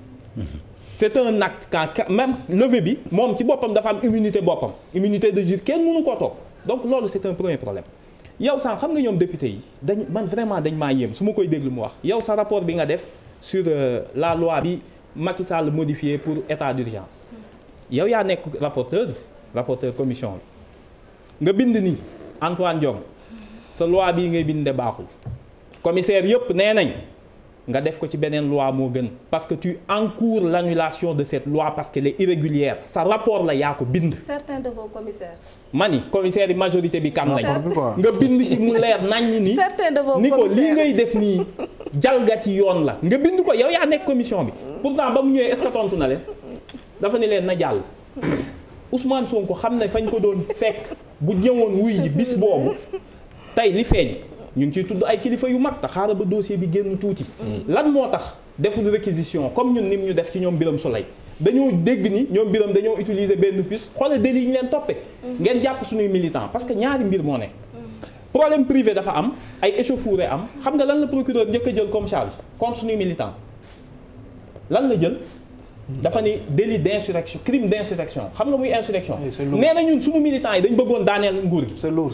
loolu mooy insurrection c'est un crime qui était puni de la peine de mort avant son abolition et qu'aujourd'hui c'est 10 à 20 ans plus la perpétuité loolu lañ toppee tey 20 jeunes de Pastef yow affaire privée ay échauffourée nga raxas ci ni. non yemul ci échauffourée aussi. non il faut am ay taal ay oto jàmbur. non insurrection. gaañ ay policiers. insurrection yemul rek ci échauffourée sànni ay xeer nii. insurrection boo xam ne chambre criminelle la taal oto Prodac ñu taal ko nii ñëpp di ko gis waa ji taal ko ñu yóbbu ko mu ne moom moo ko taal. moo ko assumé. loolu chambre criminelle la jëm wala jëmul chambre criminelle. non insurrection bokk non exact non taal la incendie volontaire laa la wax. incendie volontaire déglu ma xam nga luy insurrection. mais booy yaa ngi ci dossier. moi je te parle d'insurrection. bàyyi ma waa ji nan nga xam ne waa ji dafa avoué. bàyyil ma ñëw mais parce que man partie civile la. bul dagg mais boo dee partie civile mais Prodac mooy partie civile. mais su ma la nee man. non attends non su ma la nee non Prodac la du yow. bàyyi ko El Hadj bàyyi leen am du bul tëj lu koy wax la complot la comme ça. parce que charge yi procureur retenir ci suñuy militants ak ci ñoom Birame Souleye atteinte à la sûreté de l'État lañ leen téye ñun xam nañu le but c'est de dissoudre Pastef parce que tey su dossier parce que viol moom il faudra ngeen génne un certificat médical attestant au moins qu'il y a eu. mais dissoudre comment dissoudre bi mooy. acte insurrection suñ ko retenir ba instruire ko xam nga kan lañ mujjee jugé pour insurrection c'était le 20 décembre 2020.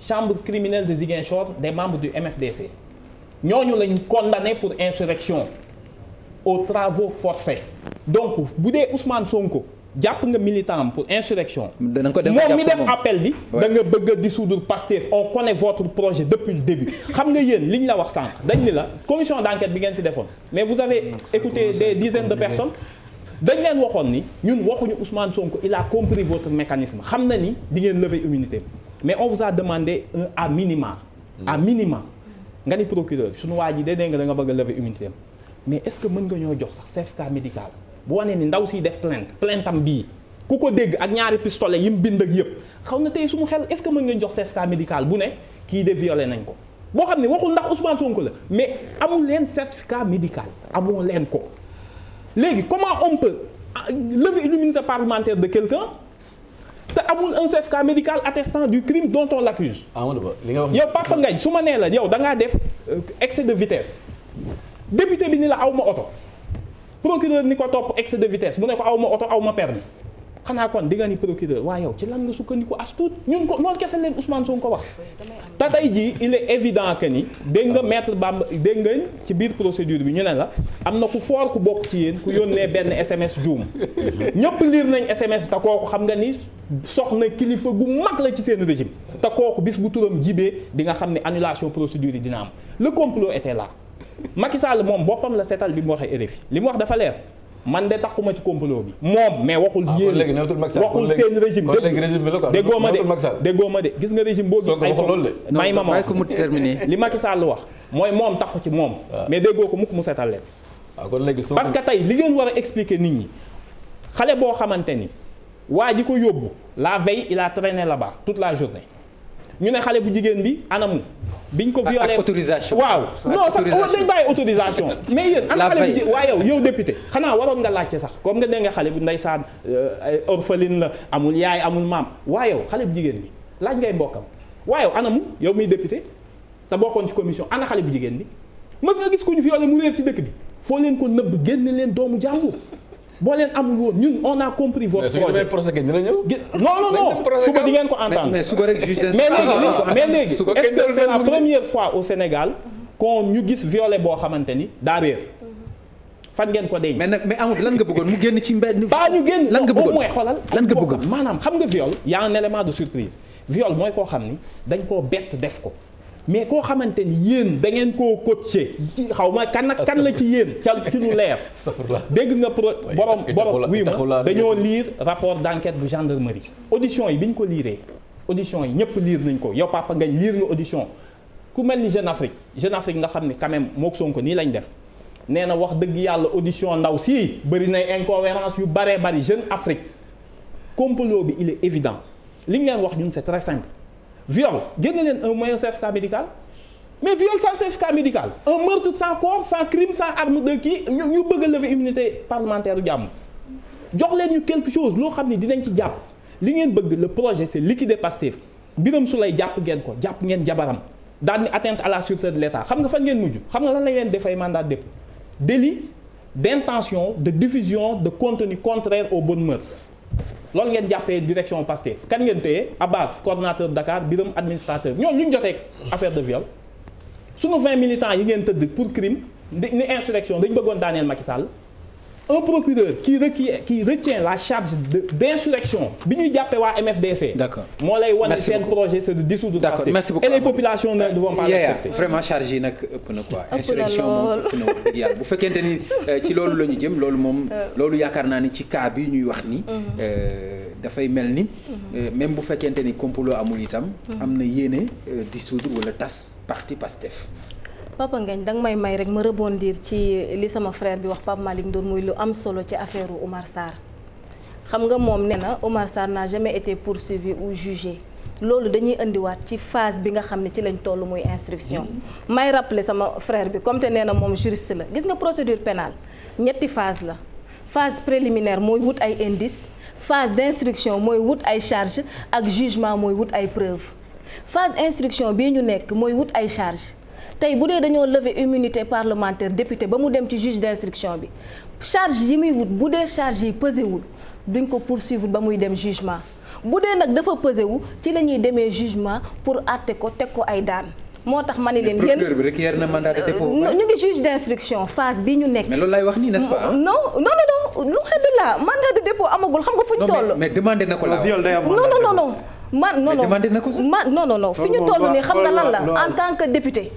mooy que ñu lever immunité parlementaire am pour juge d'instruction mën ko woo moom bu dee da koy def mandat de dépôt mu def ko mandat de dépôt bu dee da koy bàyyi mu dem mu bàyyi ko mu dem pour xool moom élément yi mu yor c'est à charge ou à décharge mon cher.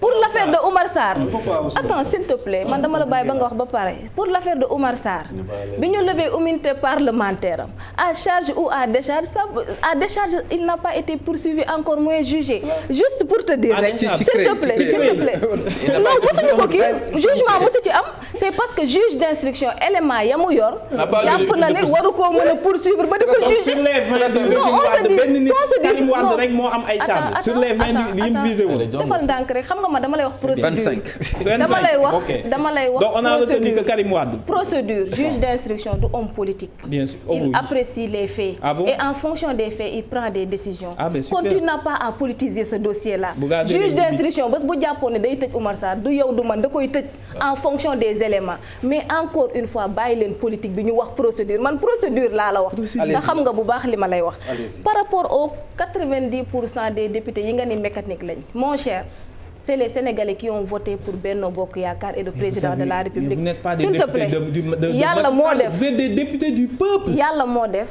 vous ne défendez ñu am lu bëri muy 132 députés ngeen am lu ndaw muy 32 députés loolu xam nga lan la. benn projet de loi Amadou boo bëggee mu neex nag. parce que tous les projets de loi sont bons. tout est bon tout est bon bien sûr. parce que c'est mûrement réfléchi. Amadou yàlla moo def. Sénégalais. bi ñuy dem élection 2017 ñu jox ñu lu tax ñu am 132 députés jox leen yéen lu tax ngeen am 33 députés yéen dañ leen a sax repêché maanaam pour ngeen nekk député loolu c'est aux Sénégalais de juger te juger nañ jox nañ ñu ko kon tey bu ñu demee ba à l'Assemblée nationale on est des députés du peuple pas des députés de Benno Bokk Yaakaar li ñuy apprécier à l'Assemblée nationale on les fait en commission technique yóbbu ko plénière assumer ko pleinement gis nga ñu li ñuy liggéey 62 hectares commission 94 milliards Amadou xam nga quel est le problème du PASTEF pour yéen yéen a baax yéen a jub yéen ay gor yéen a bëgg Sénégal yéen a bëgg Sénégalais gënu leen ñu ko bëgg gënu leen ñu baax gënu leen ñu jub allez arrêtez ce débat farfelu ce débat bi nga xam ni day tilimal nit ki setal leen la preuve tey ku wax Ousmane Sonko xam nga lu muy wax àqu nit ñi ñoo ko dal parce que yàgg na tuumaal ay gor tey yàlla weer ko bàyyi leen loolu tu es jeune tu as un avenir à faire sénégalais yu bëri loolu lañ jàpp nag arrête ça ce débat là Amadou je suis désolé ce débat là sànq génnew leen ko seen mentalité tu n'es pas plus engagé que nous encore moins plus patriote que nous dañoo bokkul ay camp et ñu ngi assumer suñu camp bi ñu bokk mooy travailler aux côtés du président de la République et dans la coalition Benno Bokk Yaakaar bés bu ñu jëlee pour def leneen dañuy def leneen par rapport ak beneen rapport commission bi ngay wax je suis désolée il faut que ma leeral sénégalais rapport bi ma bind. dama ni certains de vos commissaires nanguwuñu andi nañ ay irrégularités. et certains de vos commissaires c'est l'opposition que vous êtes parce que du ngeen gis lu baax du ngeen wax lu baax assemblée mais am nañ fulaay ñun.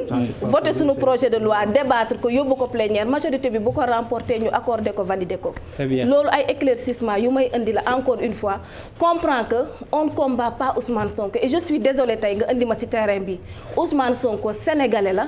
Ousmane Sonko suñu connaissance la parce que xamante nañ Assemblée nationale lii ñuy def c'est pour le rendre service moo ko wax mais aussi pour rendre crédible l'Assemblée nationale parce que nous avons été interpellés pour la levée de l'immunité parlementaire nous avons respecté la procédure maintenant libre à lui de déférer ou de ne pas déférer l'essentiel mooy plénière dina ko définir bu jëree ñu delloo ko le procureur on le fera et on l'assumera plénière bi ñu ngi ciy jëm vendredi la ñu wax grand parti ak ay député am nee nañ duñ ko voté am ngeen seen ay argument am na ci sax loo xam ne jot nga ko junj mais lan nga ci mën a wax ci argument yi nga xam ni moo war a mën a tax ba du ngeen voté lever immunité parlementaire bu Ousmane Sonko. bon su fekkee mën naa ñaan plateau bi ñu may ma développer bon en toute aisance bon parce que coupure yi ak tout ça bon ça peut biaiser mon argumentaire suñ ma ko mayee dinañ la ko may nañ ma ko d'accord c'est bon c'est-à-dire li ma bëgg a wax mooy je veux dire sur la loi bi ñu mujjee voté sur le viol mais sax xam nga ni l'instruction n'est pas limitée mais l'instruction n'est pas limitée c'est illimité mën nañ la fa bàyyi mën nañ dem 2 ans di instruire comme yenn kii donc loolu c'est qu'il y a des insuffisances dans yenn loi yoo xam dañ koy def mooy li ma waxoon bi ñuy voté la loi sur le viol donc yooyu yu ñu war a xoolaat la man je pense que li nga xamante ni maanaam sénégalais yi war nañ ko jàpp mooy nous on ne fait pas un soutien politique à Ousmane Sonko. Il faut que ça soit clair également. On n'est pas dans la même coalition. waxtaanuñu pour am des axes de collaboration politique maanaam on défend des principes. te principe bi ci njëkk moom mii dafa war a bokk ci xeex bi keneen dafa war a bokk ci xeex mooy pouvoir judiciaire maanaam warul yàpp pouvoir législatif.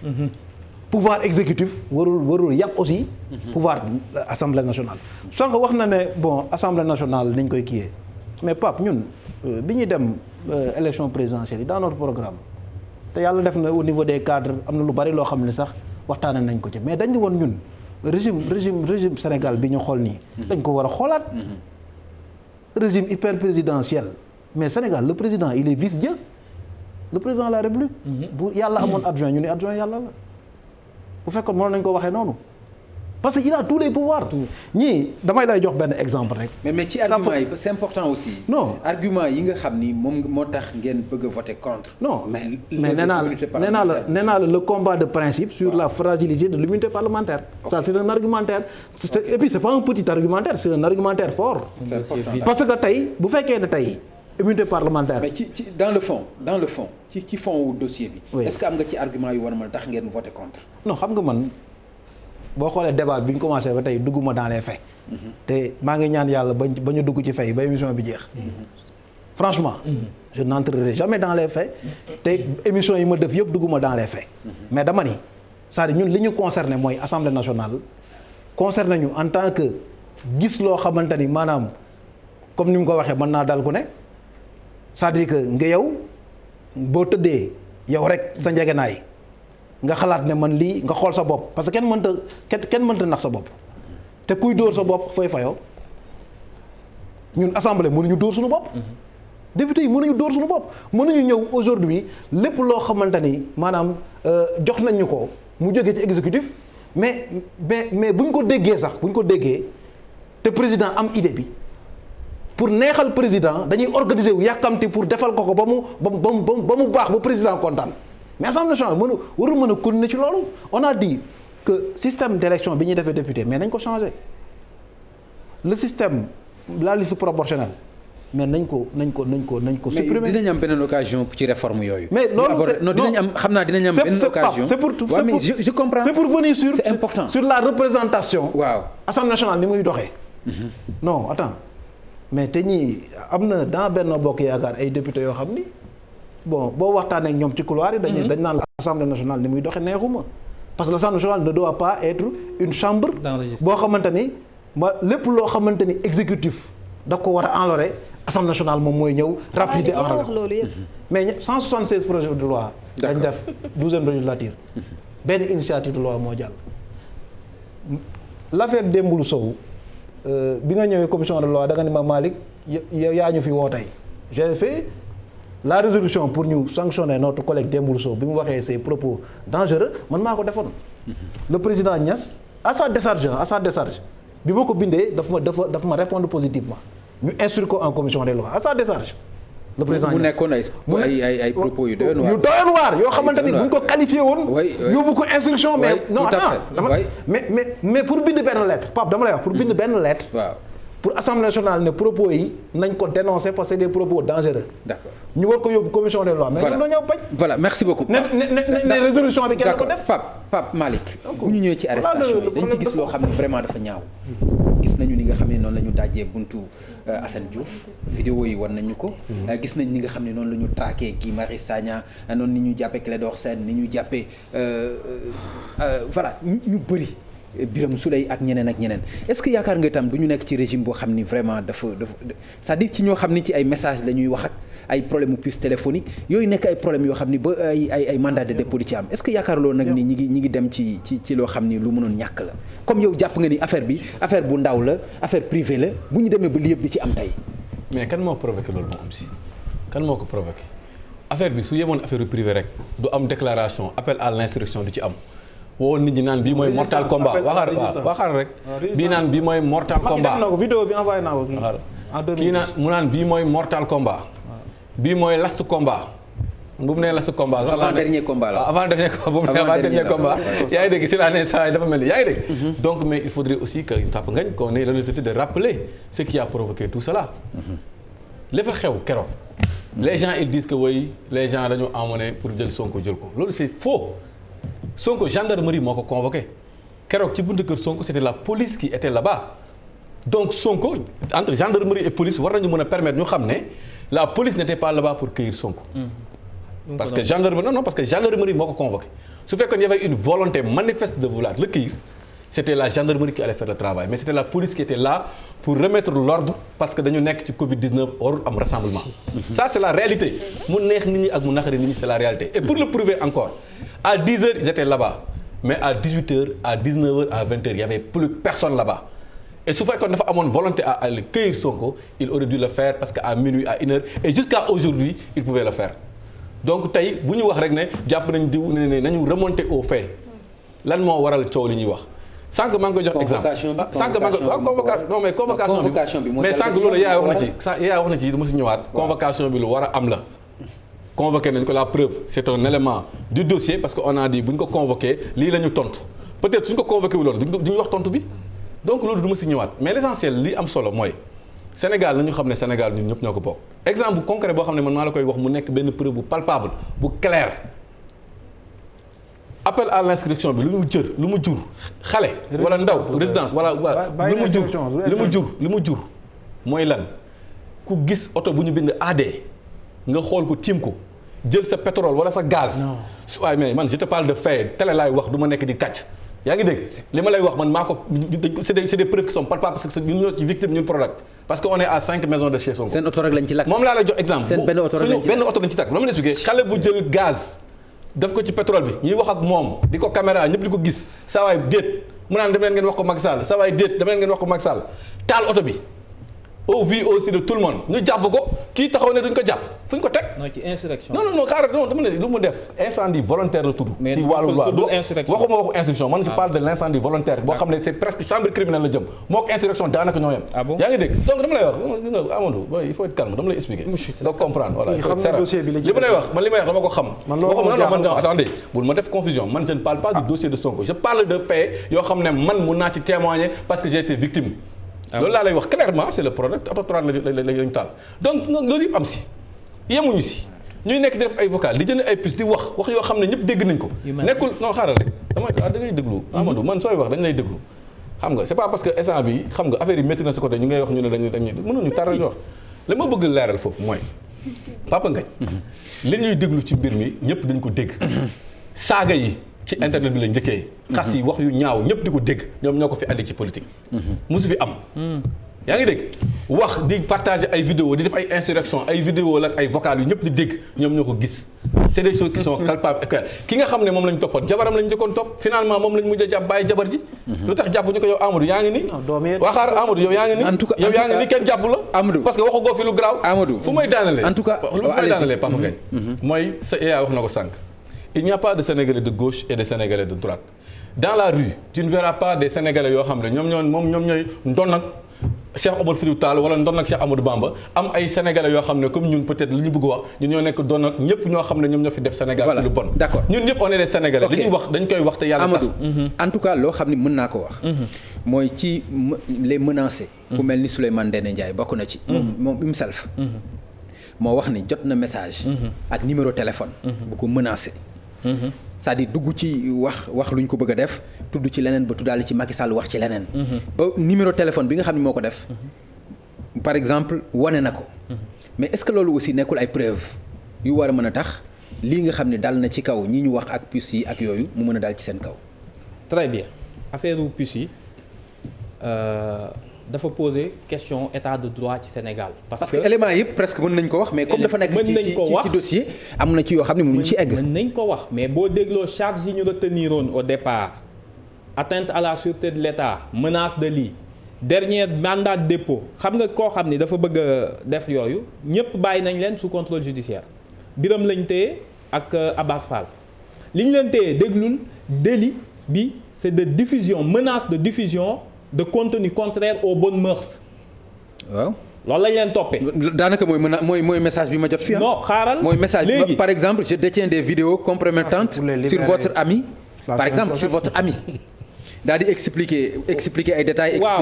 expliquer sëñ Pape. waaw bu dee nee naa. mooy li nga ma wax nii mooy li nga ma wax damaa détenir ay vidéo ci sa ami. na ko juge ba woo génne vidéo ba xam nga affaire bi c'est très simple ñun xam nañ où est-ce qu'ils vont aller.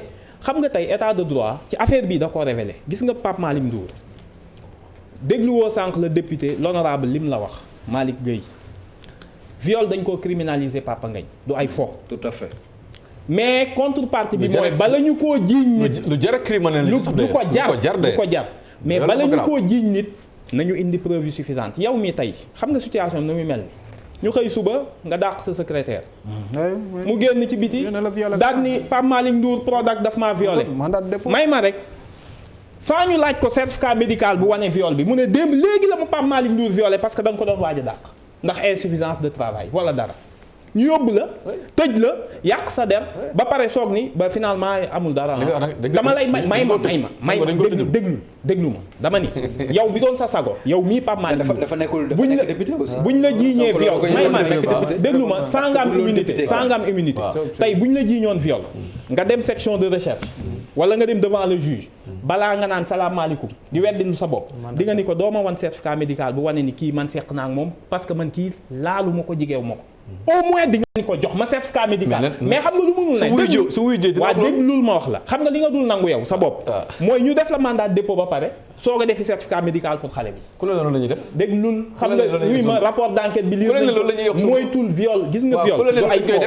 on va être exigeant léegi maa ngi ñëw ci autre chose dégg nga bul yem foofu ku la ne loolu la ñuy def bàyyi ko mu terminer rek papa bàyyi ko mu terminer da nga bañ ko parce que yow homme politique nga mais man maa la ko gën a xam tu détiens du pouvoir gën a xam am nga ay responsabilité ku la ne loolu la ñuy def jigéen ju la bëgg a fiir ba jàpp la ci viol soo li ñu def Sonko bu ñu la ko defee nga sànq donc calmé wul kon am na lu ñu def Sonko non Amadou am na lu ñu def Sonko non li ñu def Sonko nga wax da nga ni li ñu def Sonko bu ñu la ko defee nga sànq man je ne suis pas dans les lapsus ki def lapsus mooy Macky Sall dégg nga wax man li ma wax dama ni la bu dee jigéen dafa bëgg a ñëw tey jii chaque jour ñu ngi tuumal ay nit viol ñuy setal seen bopp mais au moins y a un début de quelque chose dañ ni la y a un début de quelque chose deuxièmement li xew ci affaire viol bi bu mu nëbb affaire de répression bi ngeen def tey sunu militants yi ñu ngi jàpp rek à tour de bras yéen a ngi jàpp rek man nii bientôt bu fi wax mais bientôt parce que ñun jot nañ ay renseignements généraux suñ fi ñu dëkk ñu woote diw ni la ah man de sànq laa boobu police di woo di ma laaj foo dëkk yow dégg nga kon ce qui se passe mooy déglul 102 universitaires 102 ñuy jàngale université xamuñu Ousmane Sonko bokk ñoo moom soutenir ñu ko tudd ñu sax affaire viol nee nañ seetlu nañ affaire bii nii muy demee tiital na ku dul nit. loolu am dëkk bi muy commencé jaxasoo bu ñu demee ba police ni la say vidéo da nga koy ubbi. li ngay seq ak sa jabar ma gis ko par force ci affaire boo xamante ni ce sont des échauffourées. Deuxièmement sànq ñëw nga ci insurrection may ma. 2011 lan la Macky Sall wax ci ñaari tweet le combat se fera dans la rue pour jële fi waa ji. J'appelle l'armée à être aux côtés du peuple loolu la ñuy woowee insurrection kookoo jógoon pour daaneel nguur. tey ngeen bëgg a jël un militant boo xam ni police bi mu génnee communiqué lan la wax bërki démb dafa ni des attroupements police moo waxal boppam nee na li xawoon kër Ousmane Sonko ñu may jiiñ naan damay nu ñu koy waxee damay torturer ay nit suite à des attroupements qui se seraient déroulés moom attroupement la wax procureur dem ni insurrection gis nga nit ñi viol dafa yomb génne leen certificat médical bu wane ni xale bi violé nañ ko. d'accord merci beaucoup alors Amadou alors Yaya waxtu bi ñu amoon nag jeex na mais li ma bëgg ñu aborder ko rapidement rek mooy parce que dafa am koo xam ni dañu dégg ni aussi dafa mbubboo nit dof ku ne xam digganteem ak Ousmane Sonko am ay messages yu mu envoyé ñu ne ci parti socialiste la bokk ba moom itam jàpp nañu ko loolu ndax dégg nga ko ak lan nga ci mën a indi ndax bu fekkente ni loolu am na est-ce que du dëggal ñoom itam li ñu jàpp ni am na ñu leen di fexeel ci suuf. Pape Ngagne nga may ma rek ma tontu bu gaaw xam naa ni waxtu bi jot na par rapport ak instruction illimitée bi sama xarit di wax par rapport au viol finalement man je me perds dans leur position et leurs arguments tu sais pourquoi ñoom nee nañ dossier bi dañ ko paraxee ba pare ñu dellu ne l'instruction est illimitée soit da ngay bëgg dara wala nga bañ ko parce que tey bu ñu ko illimité c'est pour permettre au juge d'instruction de bien faire son travail parce que tuuma dafa rëy surtout viol may ma rek s'il te plaît bi ngay wax da nga ni nañ la may ma tuuma dafa rëy tey bu ñu nee viol war nañoo mën a jël temps xool te jàppal ni ñiy xool encore une fois duñu ay hommes politiques c'est des juges beneen affaire bi mooy certificat médical bi muy wax tey kuñ ne violé nga boo demee tamit laaj certificat médical docteur moo koy octroyer docteur bu koy octroyer ci ay compétences am nga nekk di dugg il faut avoir bonne foi au corps médical tey docteurs yi duñu octroyer certificat médical pour viol pour yaama neex seen intime conviction la ñuy liggéey. mais loolu bu ñu sukkandikoo ci certificat médical boobu bi nga xam ni jot nañu ko. nga xam ni dafa wax ni lu mel ni lu am ci ay relations sexuelles amul. est-ce que loolu itam du tax ñu xam ni kon amuñu dara lu ñu koy topp. ci wàllu boobu mais certificat médical bi ñu am waxul leneen. ça c'est l'enquête. kon ñaari certificat médical la moo tax ma ne la Pape Ngagne. ok les faits de l'enquête. ngir yàlla rek buñ ci dugg nañ bàyyi. d'accord léegi ci li ma la wax ak parti socialiste kenn ci seen ay. par rapport ak dissolution Pastef mon cher ami. koo demal élection présidentielle toppul sax ci yow. amoo jotu di ko dissoudre bàyyil discours boobu. par rapport au fait bi ñuy reprocher un camarade socialiste honnêtement en toute honnêteté xawma le fond du dossier. dégg naa ko comme tout le monde peut-être après ça dinaa dem vers l'information mais pour le moment. je ne peux pas en parler. voilà li ma bëgg wax ci affaire socialisme waaw. mooy encore une fois loolu c'est une preuve que ne il ne peut pas y avoir de complot dans cette affaire et que peut-être li mën a am mooy c'est des actes isolés tey on aurait dû mais kuy làqatu aussi koo xam ne dafay làqatu par exemple ci nitu Ousmane Sonko pour wax lu bon attends dagg may ma une minute par rapport à l'insurrection Pape Ngagne trouble à l'ordre public ñoom njëkkeewuñ ko fi te duñ ko fi mujjee nous on a été des jeunes de l'opposition mais xam nga tubaab dafa am lu mu wax la vie c'est des séries de choix ceux qui s'en sortent le mieux sont ceux qui font des choix les assument et ne le regrettent pas vous êtes dans l'opposition mais ça ne signifie pas anarchie. terminel s'il te plaît. On est en démocratie. Merci. Il faut respecter les institutions ak la justice sénégalaise. man li ma jàngatee kooku ñu ne dafa bokk Benno Bokk Yaakaar tey ñu dem ba gendarmerie teg ko loxo ba pare fay ñu divulguer ko ba mu leer war na mën a permettre ngeen mën a xam ne quand même gendarmerie nekkul ci ay office politique lay liggéeyee. d'accord mais war na loolu aussi war na mën a wane ni. ñeneen dañuy làqatu ci biir Benno Bokk Yaakaar pour di salir ki nga xam ne mooy Ousmane Sonko aussi. waaw peut-être aussi war nañ ci mën a jàngat aussi que ne kooku ñuy cité ne Benno Bokk Yaakaar rek te mu taxee ci loolu mooy kooku nga xam ne moom moo ko yóbbu woon mais acte isolé la def rek. d'accord nañu d'accord tey ne. ok que il a fait un acte isolé. ok boo xam ne kenn contrôlé ko yaa contrôlé ko mën contrôlé moo voilà merci jërëjëf merci beaucoup loolu lañu war a jàngatee aussi que li mu def El Hadj Malick malheureusement temps bi dab nañu bu fekkee am nga sa message booy passer s'il vous plaît. message bi c'est que pour terminer ça veut dire que jàpp naa ni Sénégal ñun ñoom ñoo ko bokk. Deuxièmement je pense que wax naa ko tout à l'heure ma petite sœur que insulter l'avenir c'est que en réalité man dama jàpp ne suñu génération peut-être yaakaar nañ ëllëg am lenn loo xamante ni war nañ ko mën a proposer ci réew mi. par contre jeunesse politique du mode opératoire pour lépp loo xam ni mag ñi bëgguñu koo def ndaw ñi ñu ko def côté boobu laay waxee te ci loolu man dama ko gëm parce que maa ngi bind livre boo xamante ni ma ko tuddee mooy engagement des jeunes politiques mythe et trahison nañu def politique pour nos convictions. Si on continue à faire la politique pour des personnes. On sera toujours trahi. Donc loolu laa gëm man loolu laay défendre loolu tax may politique. Kii li muy wax nii bi ñuy nekk 2012 Daniel Brottier man maa installé président Macky Sall. Boobu j'étais responsable des jeunes de l'AFP ànd ak Moustapha Niasse man Abdou Mbow Barthélémy Diaz ñoo installé 22 juin laa lay waxuma la 23. président Macky Sall Daniel Brottier. xeex ba la ñu def ba ñu demee commissariat nu tudd ñu convoqué ko ci affaire Gabon yi. ñun ñoo ànd ak Moustapha Niasse. le président Ablaye Wade non président Ablaye Wade bu ko neexoon mu jàpp gaa yëpp tëj leen. non attention. nañ ko waxal démocrate l'esprit démocratique am. 23 juin bu bloqué woon avenue Demba Diop bi mais kenn du àgg assemblée nationale. te pourtant bi ñuy xeex parrainage bi mais dañu dem mais fii la ñu jàppe ñun boo génnee Sacré-Cœur di dem foofu kenn mënta àgg bunkériser les alentours de Dakar. démocratie dafa am prix dafa am lu muy jar. te moi je pense que gis nga am na yenn loo xamante ni fallu jaru ko. D'accord. Parce que dans tous les cas maanaam yàlla mooy joxe nguur. bu koy jël ci yow maanaam mënoo muusa ko muccee. ba du ko jël. D'accord merci beaucoup te ki muy fal attention bu terminer. waaw ki yàlla di fal. bu ko waree fal kenn mënul fexe ba du ko fal. D'accord merci donc foofu laay terminer ñu delloo suñu xel xam ne voilà ce message. waaw appeler rek à la sérénité et au calme. Sénégal benn bopp la mënuñ ko xar ñaar. te li ñu wax rek homme politique yi mënuñu tas réew mi c'est impossible. ñun ñëpp buñ ñu boole woon tëj ci kaso bi suba Sénégal day continuer di dox Sénégalais di dox seen soxla.